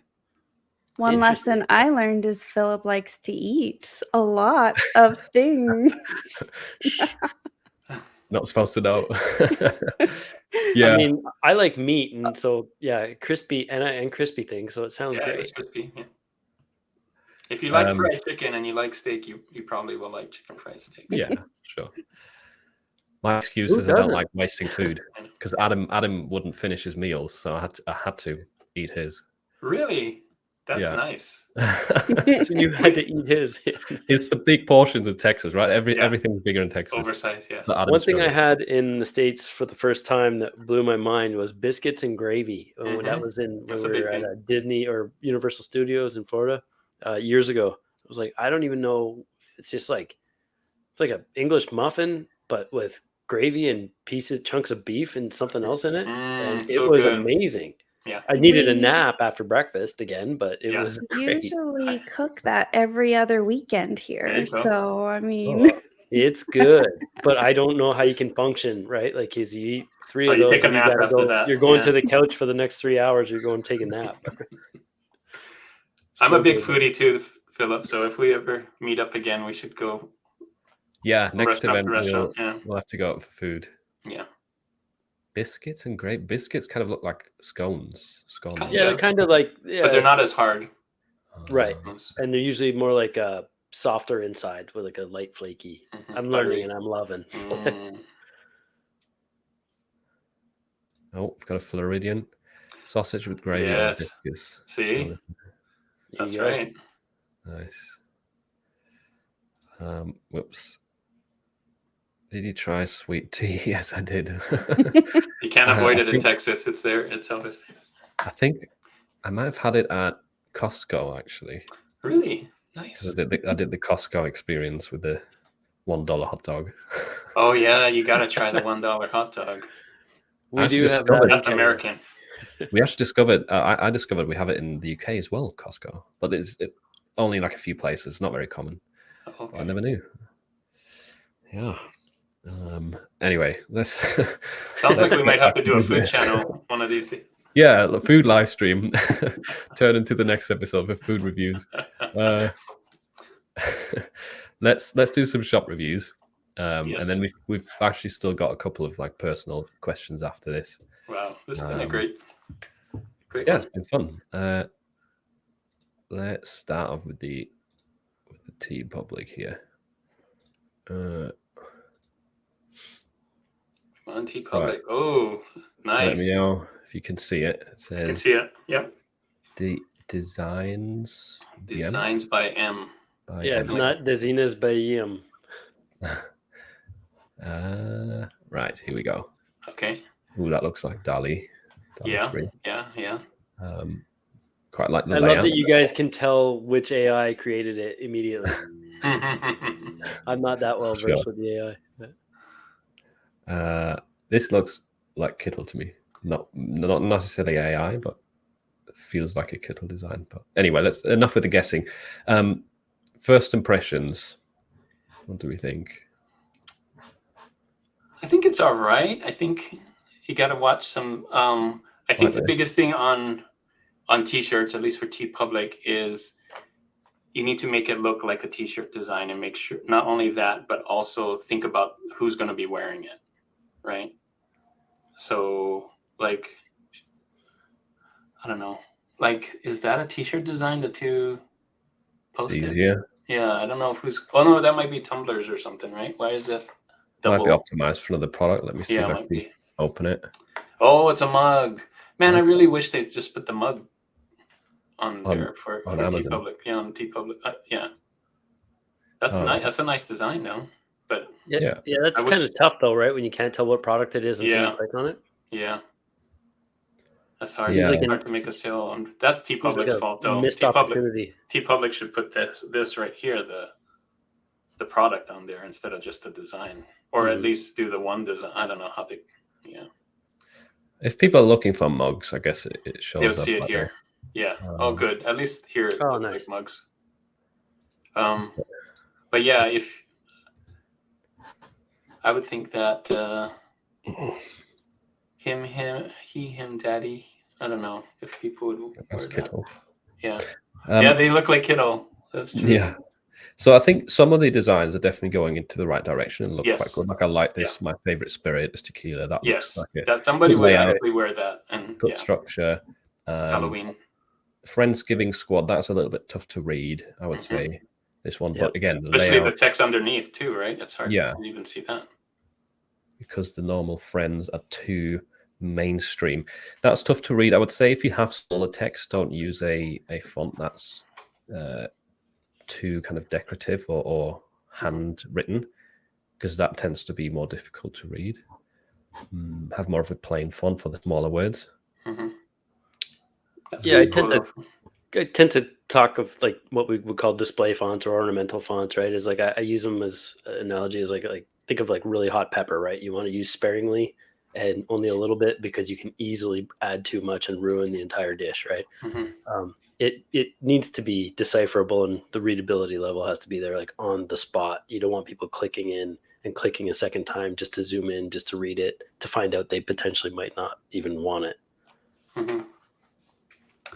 One thing I like to do is change the background color. Like you have a lot of black ones on here or white ones. It's nice to kind of change the background color on different ones to have more variety on your store. So. Yeah, when my TeePublic was doing well, one of my best sellers was on like a blue, like a light blue. I remember. Since the tier system, it's all kind of stopped. But I would say a lot of nice designs on here too. Yeah. I wouldn't say they're all.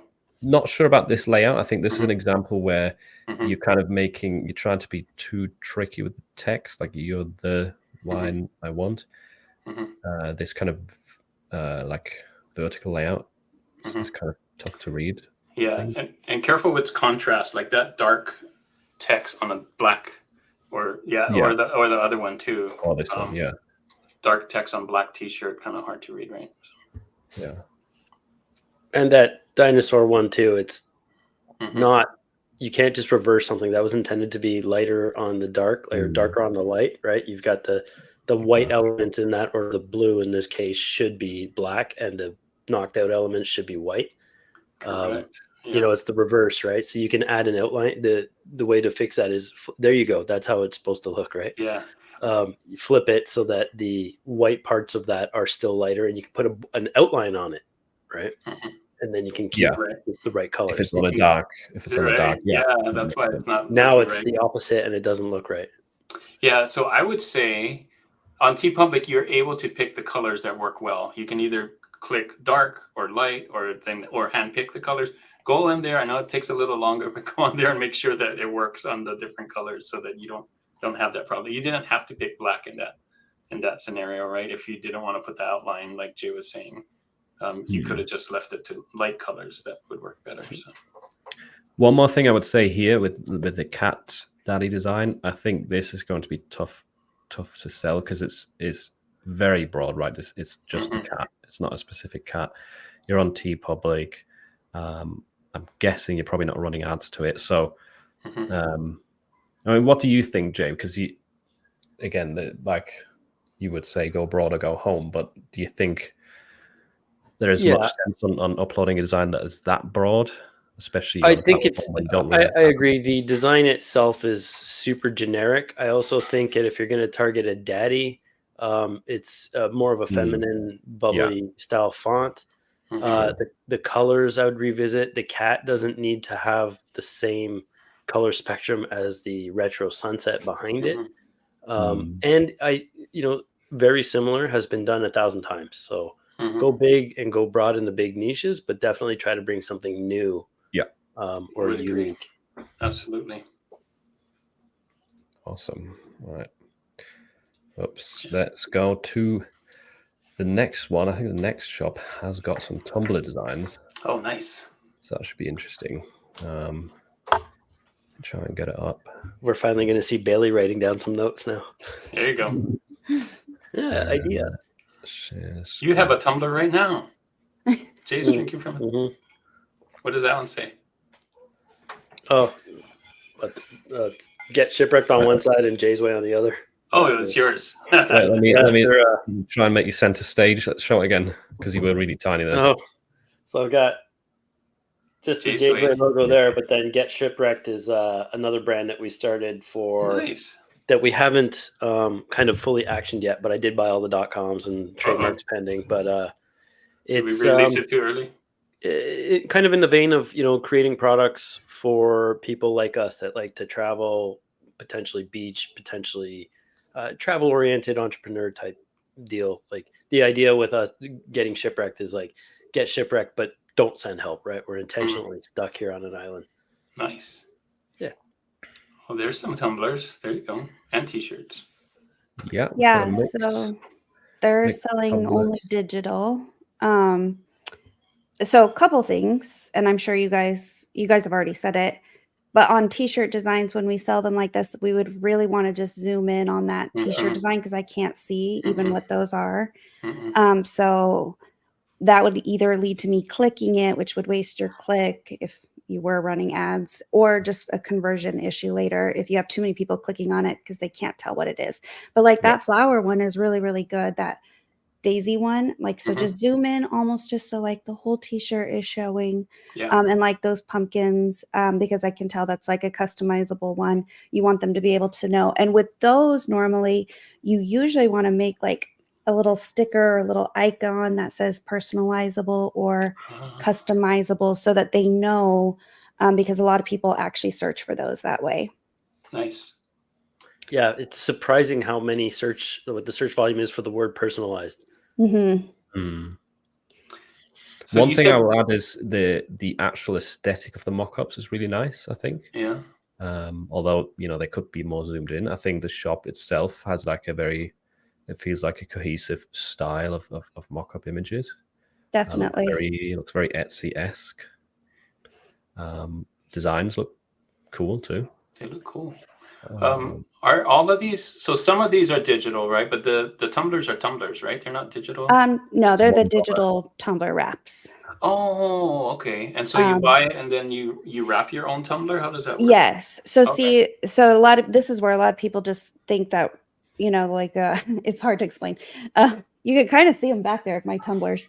So that's exactly what my handmade is sublimation is this whole thing of you find a design or you make it, then you print it with a special printer, sublimation printer, and then we heat press it. So we either have like automatic heat presses, or you can bake them in an oven, or you can sorry, the dog. It's okay. And then it's applied. So it's like a special ink that's released when the heat is adhered.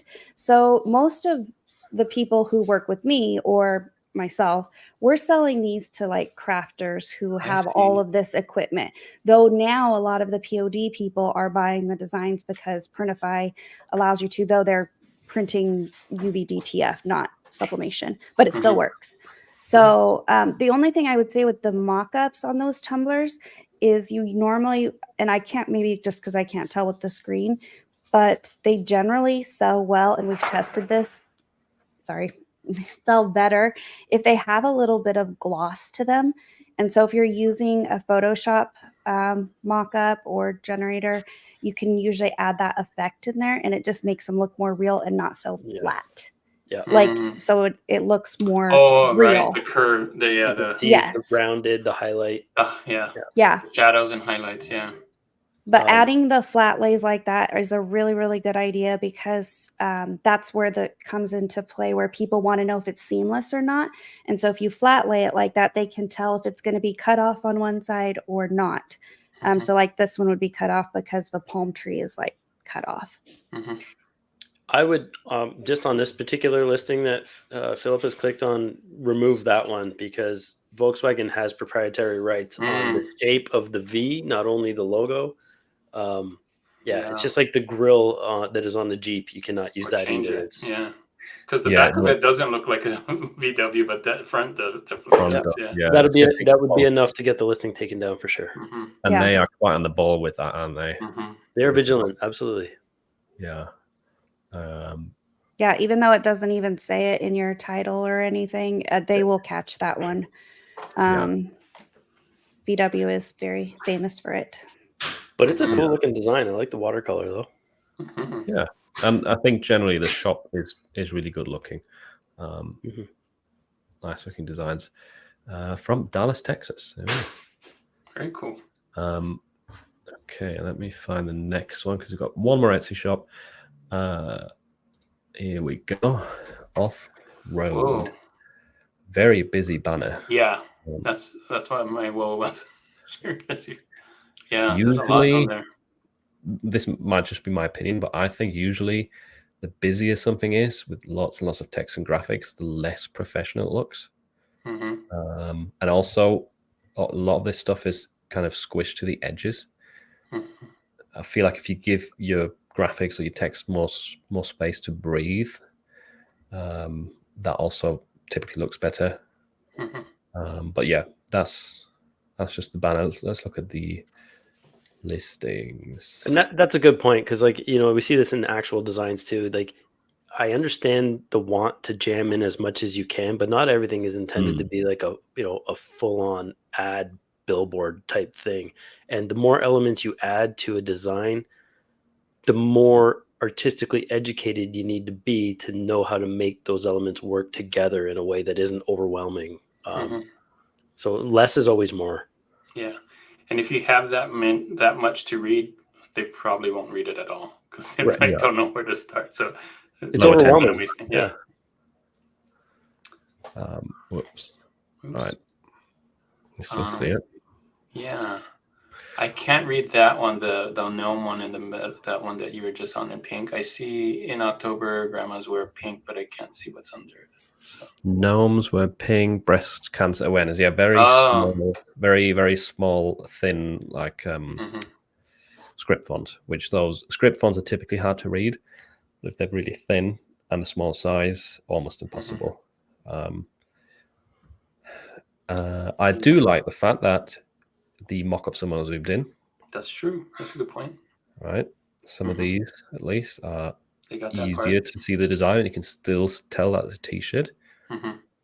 This one is a little tough because you can barely see it's a t-shirt in this case. In terms of the designs, I think, yeah, it's similar to the banner in some cases. Yeah. Where, yeah, it's a bit busy. Might be too much sometimes.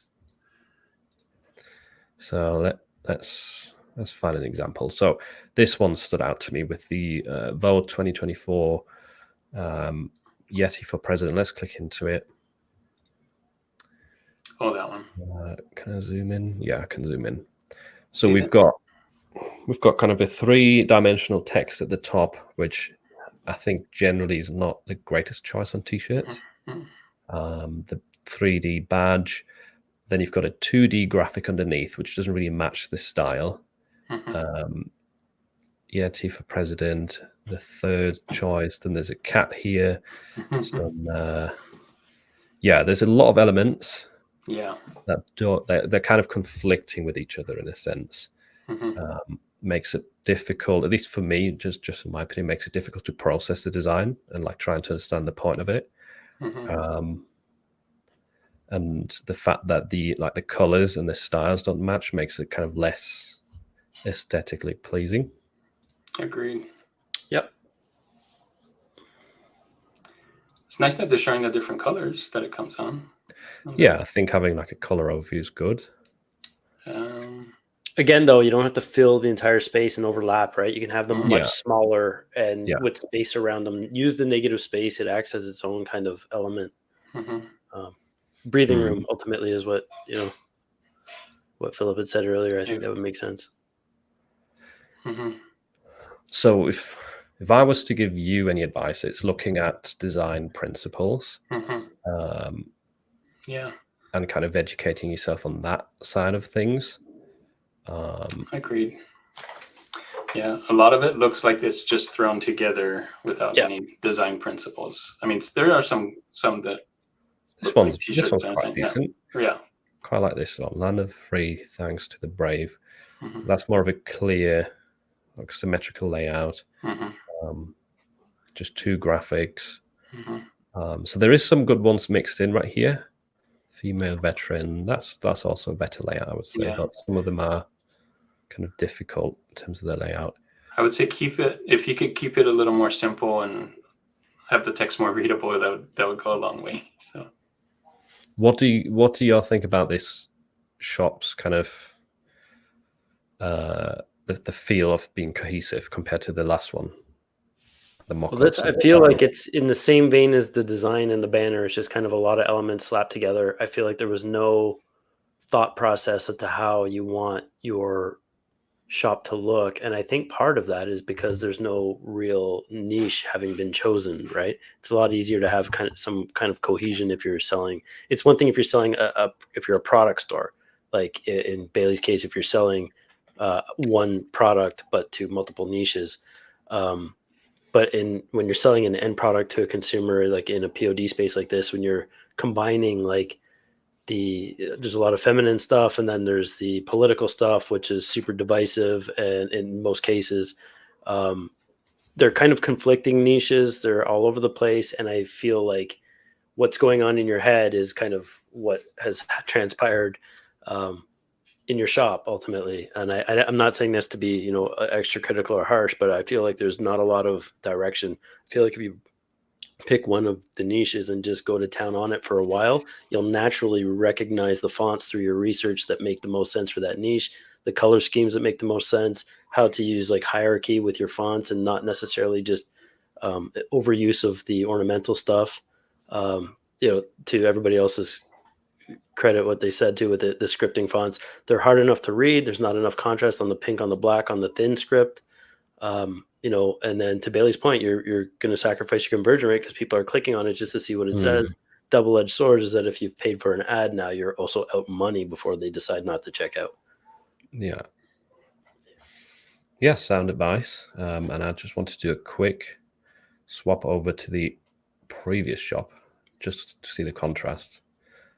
I like the quick comparison. Very similar looking styles and mock-ups, whereas... And you can look at, shops in one of the niches you choose that are killing it and look at their shop alone, right? They're probably sticking with 4 or 5 main mock-ups, reusing those, slightly different zoom in levels depending on the design. But even using the same 4 or 5 mock-ups will give you at least some semblance of cohesion to start. Yeah. Right. That is all the shop reviews. That last shop looked like it had like 200 designs, and I would say before you put that many designs, like work on your look and feel of your designs first. Like get good at creating designs, because I think a lot of people make that mistake is they don't know how to create a design, but then they upload 500 designs and wonder why they're not getting sales. It's not necessarily the number of designs. Like you have to have something that people want to buy first, and so it's not just a numbers game. I think they hear that a lot. Like Print on Demand's a numbers game. Well, it is after you know how to design and create something good. Then but you can't just throw up lots of things that aren't going to sell because it's not going to work. Yeah, quantity only matters if you're not sacrificing quality, right? The quality still has to be there for sure. Yeah. That's it. Yeah.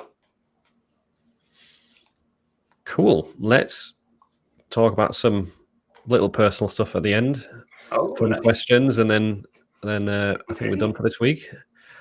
Still 135 people watching. Wow! Thanks to everyone who's tuned in. Also, any viewers from is that Jay's the biggest channel. Ever? That's probably because of Jay, right? Yeah. No, no way. Everyone I had watching. when we started, it was like 40 on Phil's channel. I had 3 on mine. So yeah, nice. You've brought more people in still, so that's cool. We'll try and do this with more channels in the future. I think get a bigger audience. But yeah, thanks. Well, now that we know it works, so the comments that were coming on your YouTube and my YouTube were all showing up in StreamYard in the same. So that's cool too, right? That's awesome. Perfect. Okay. Right. First one we've got. Would you rather time travel back or into the future? Would you rather travel back in time or into the future? Can we go back in time and then relive everything, or we go back and forth kind of thing? Making it too complicated. Man, loaded question, right? I'd love to go back in time with what I know now, but I also don't know if I love where I'm at. I also am excited for what's to come. So I'm stuck on that one. I'll let you guys really, if you have a choice.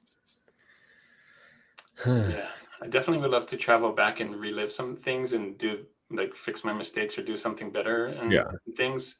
But I am excited about the future and what happens. But what if you travel? The future is unknown. So if you went to the future and it's some kind of dystopian future, that'd be kind of bad. But Although I Yeah, love I know, those the kinds of fu- movies. Yeah, the movie. With the movie, it's great. The future seems more risky, right? Because you Yeah, might future's travel risky. into a worse reality. Yeah.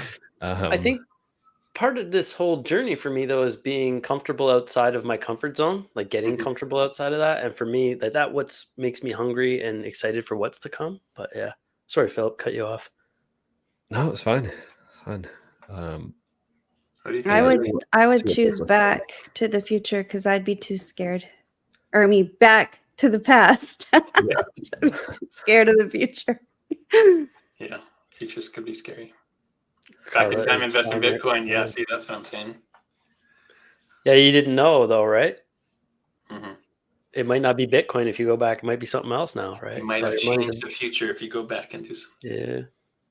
Carla saying I'm fine right where I am. I saw you highlight that. That's great. It's a great, Oh, 300 years from being now. in the Whoa, present.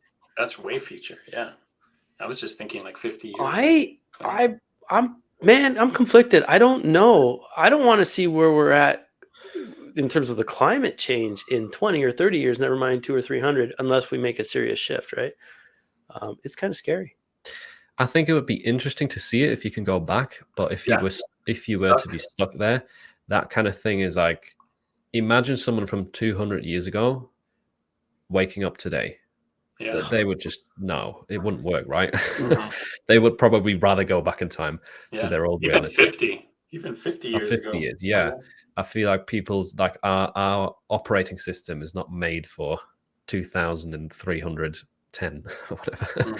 So You'd have to learn a yeah, lot. although it'd be fun to see, also scary in a sense. Everyone would have chips in their head or something, and robots would be walking around. Yeah.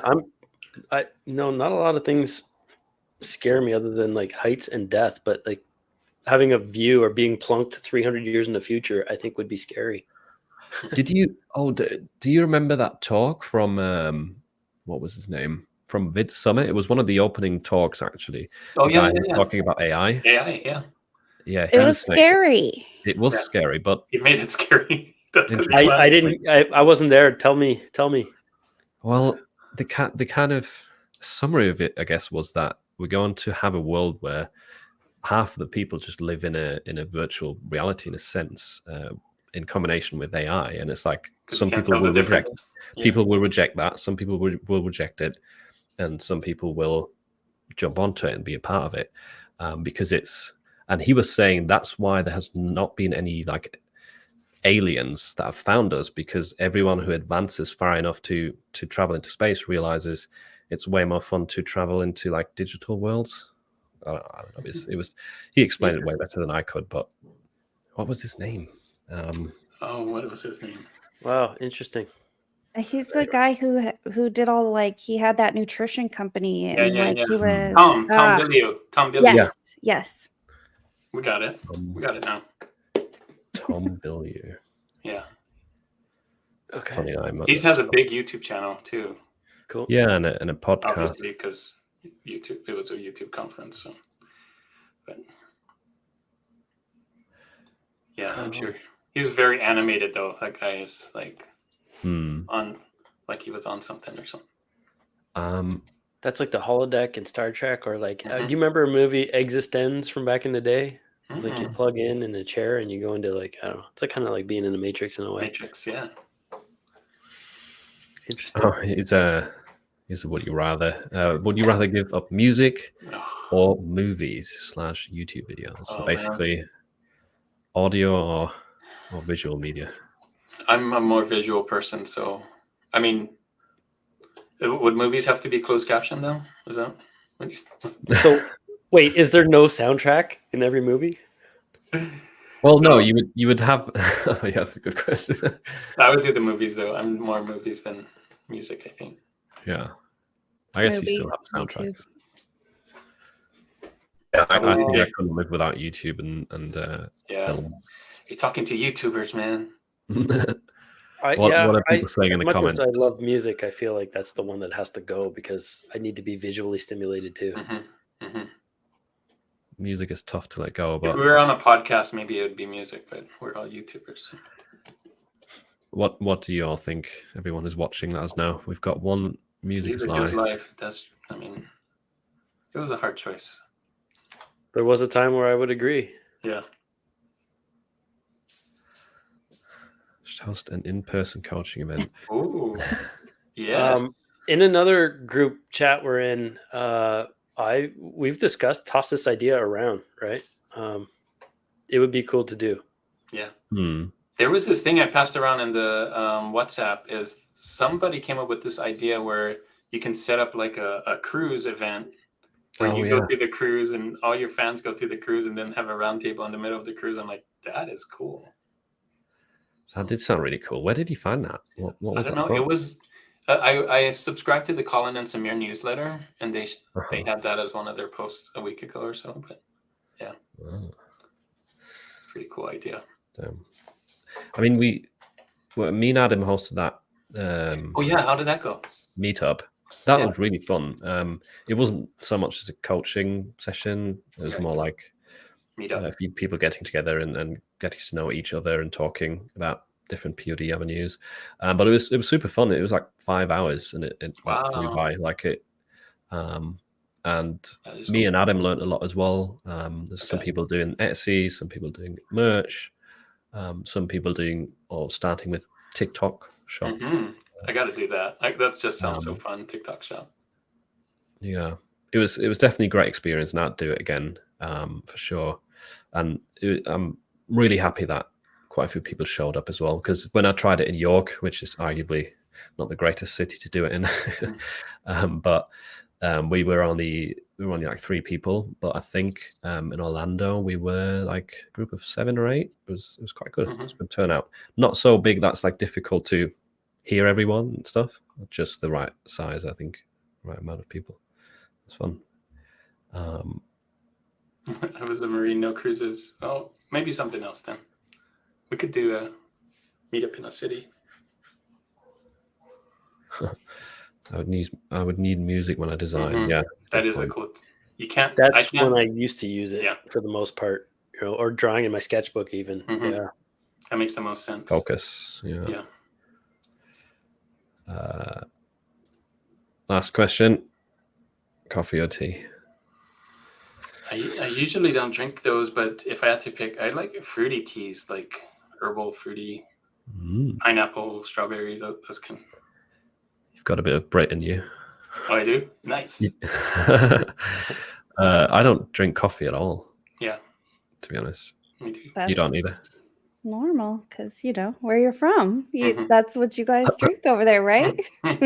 Tea? Well, to be honest, lots of people here drink coffee just as much as Really? tea. But yeah, But not you. honestly, like working in an office in England, it's like every half an hour someone's like, "Oh, who wants a brew? Who wants a cup of tea?" Like that's literally all day long. It is a big part of the culture here. What about you, Jay? I think I like the taste of various teas better, but I'm addicted to coffee. Like this is iced coffee, right? Oh, here we go. We've got someone just said that. Iced coffee. Iced coffee. There you go. Yeah. Only because it's too hot here for hot coffee. I don't crave that, but like in the winters in Canada, for sure, we were coffee all day almost, right? Like I just enjoy it. But I do think I like the taste of tea better. I just coffee, I'm addicted to coffee. Yeah. Okay. So tea tastes better than iced coffee, but you just can't stop. Can't stop drinking it. Sounds about right. What did Bailey say? Red Bull. Coffee and what Cindy says. Oh, Red Bull. There you go. But sugar-free. But sugar-free. Okay. Okay. Still But coffee. Nice. Still So drinking coffee tea at and night. 2 teas and 2 coffee were split. And I just realized it's after 4 p.m. here, and I should not be adding any more caffeine. Could be worse. Could be midnight. That's right. People in the chat still drinking coffee. Someone asked, "Do I put milk in the tea?" I do not. I used to. Oh, nice. But now it's just black. Black. Nice. I don't really drink tea that often anyway. Occasionally. Somebody said green papaya tea. That sounds great. Ooh. Yeah. Where's that? I missed that one. Carla mentioned Carla. it, a little 5th comment up or 6th comment up. That sounds, right. I'm blind. I would have to. One of my favorite teas is like a ginseng tea or a Chinese green tea. Ooh, matcha.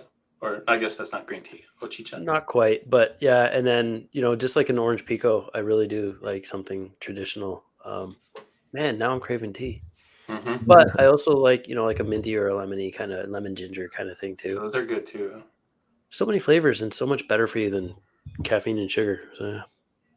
I got to make life changes here, right? Yeah. But I want to try that deep fried meat. Chicken fried steak. Yeah. With a side of biscuits and gravy. Yeah, fried meat. Sounds great. Meat fried meat. And some British tea. There you go. Perfect meal for Jay. Getting hungry. Yeah.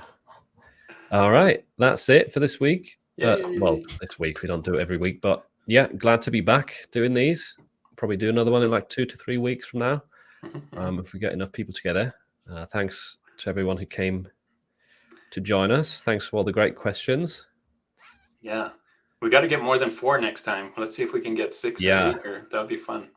Yeah, let's try and get more people. I think the max or the top's been 5 people at once. Yeah, I think it was. Yeah, let's try and get 6 next time. Okay. Awesome. So thanks to everyone who joined, and all of the channels, I'll leave them in the description down below. I think I forgot to do that. No, they are there. So if you're new to any of the people on the stream and you want to see more, all the links are down below. Okay, cool. Thanks to all of you for coming on as well and spending 2 hours here. Yeah. So that's really appreciated. And yeah, we'll see you on the next one. Okay, man.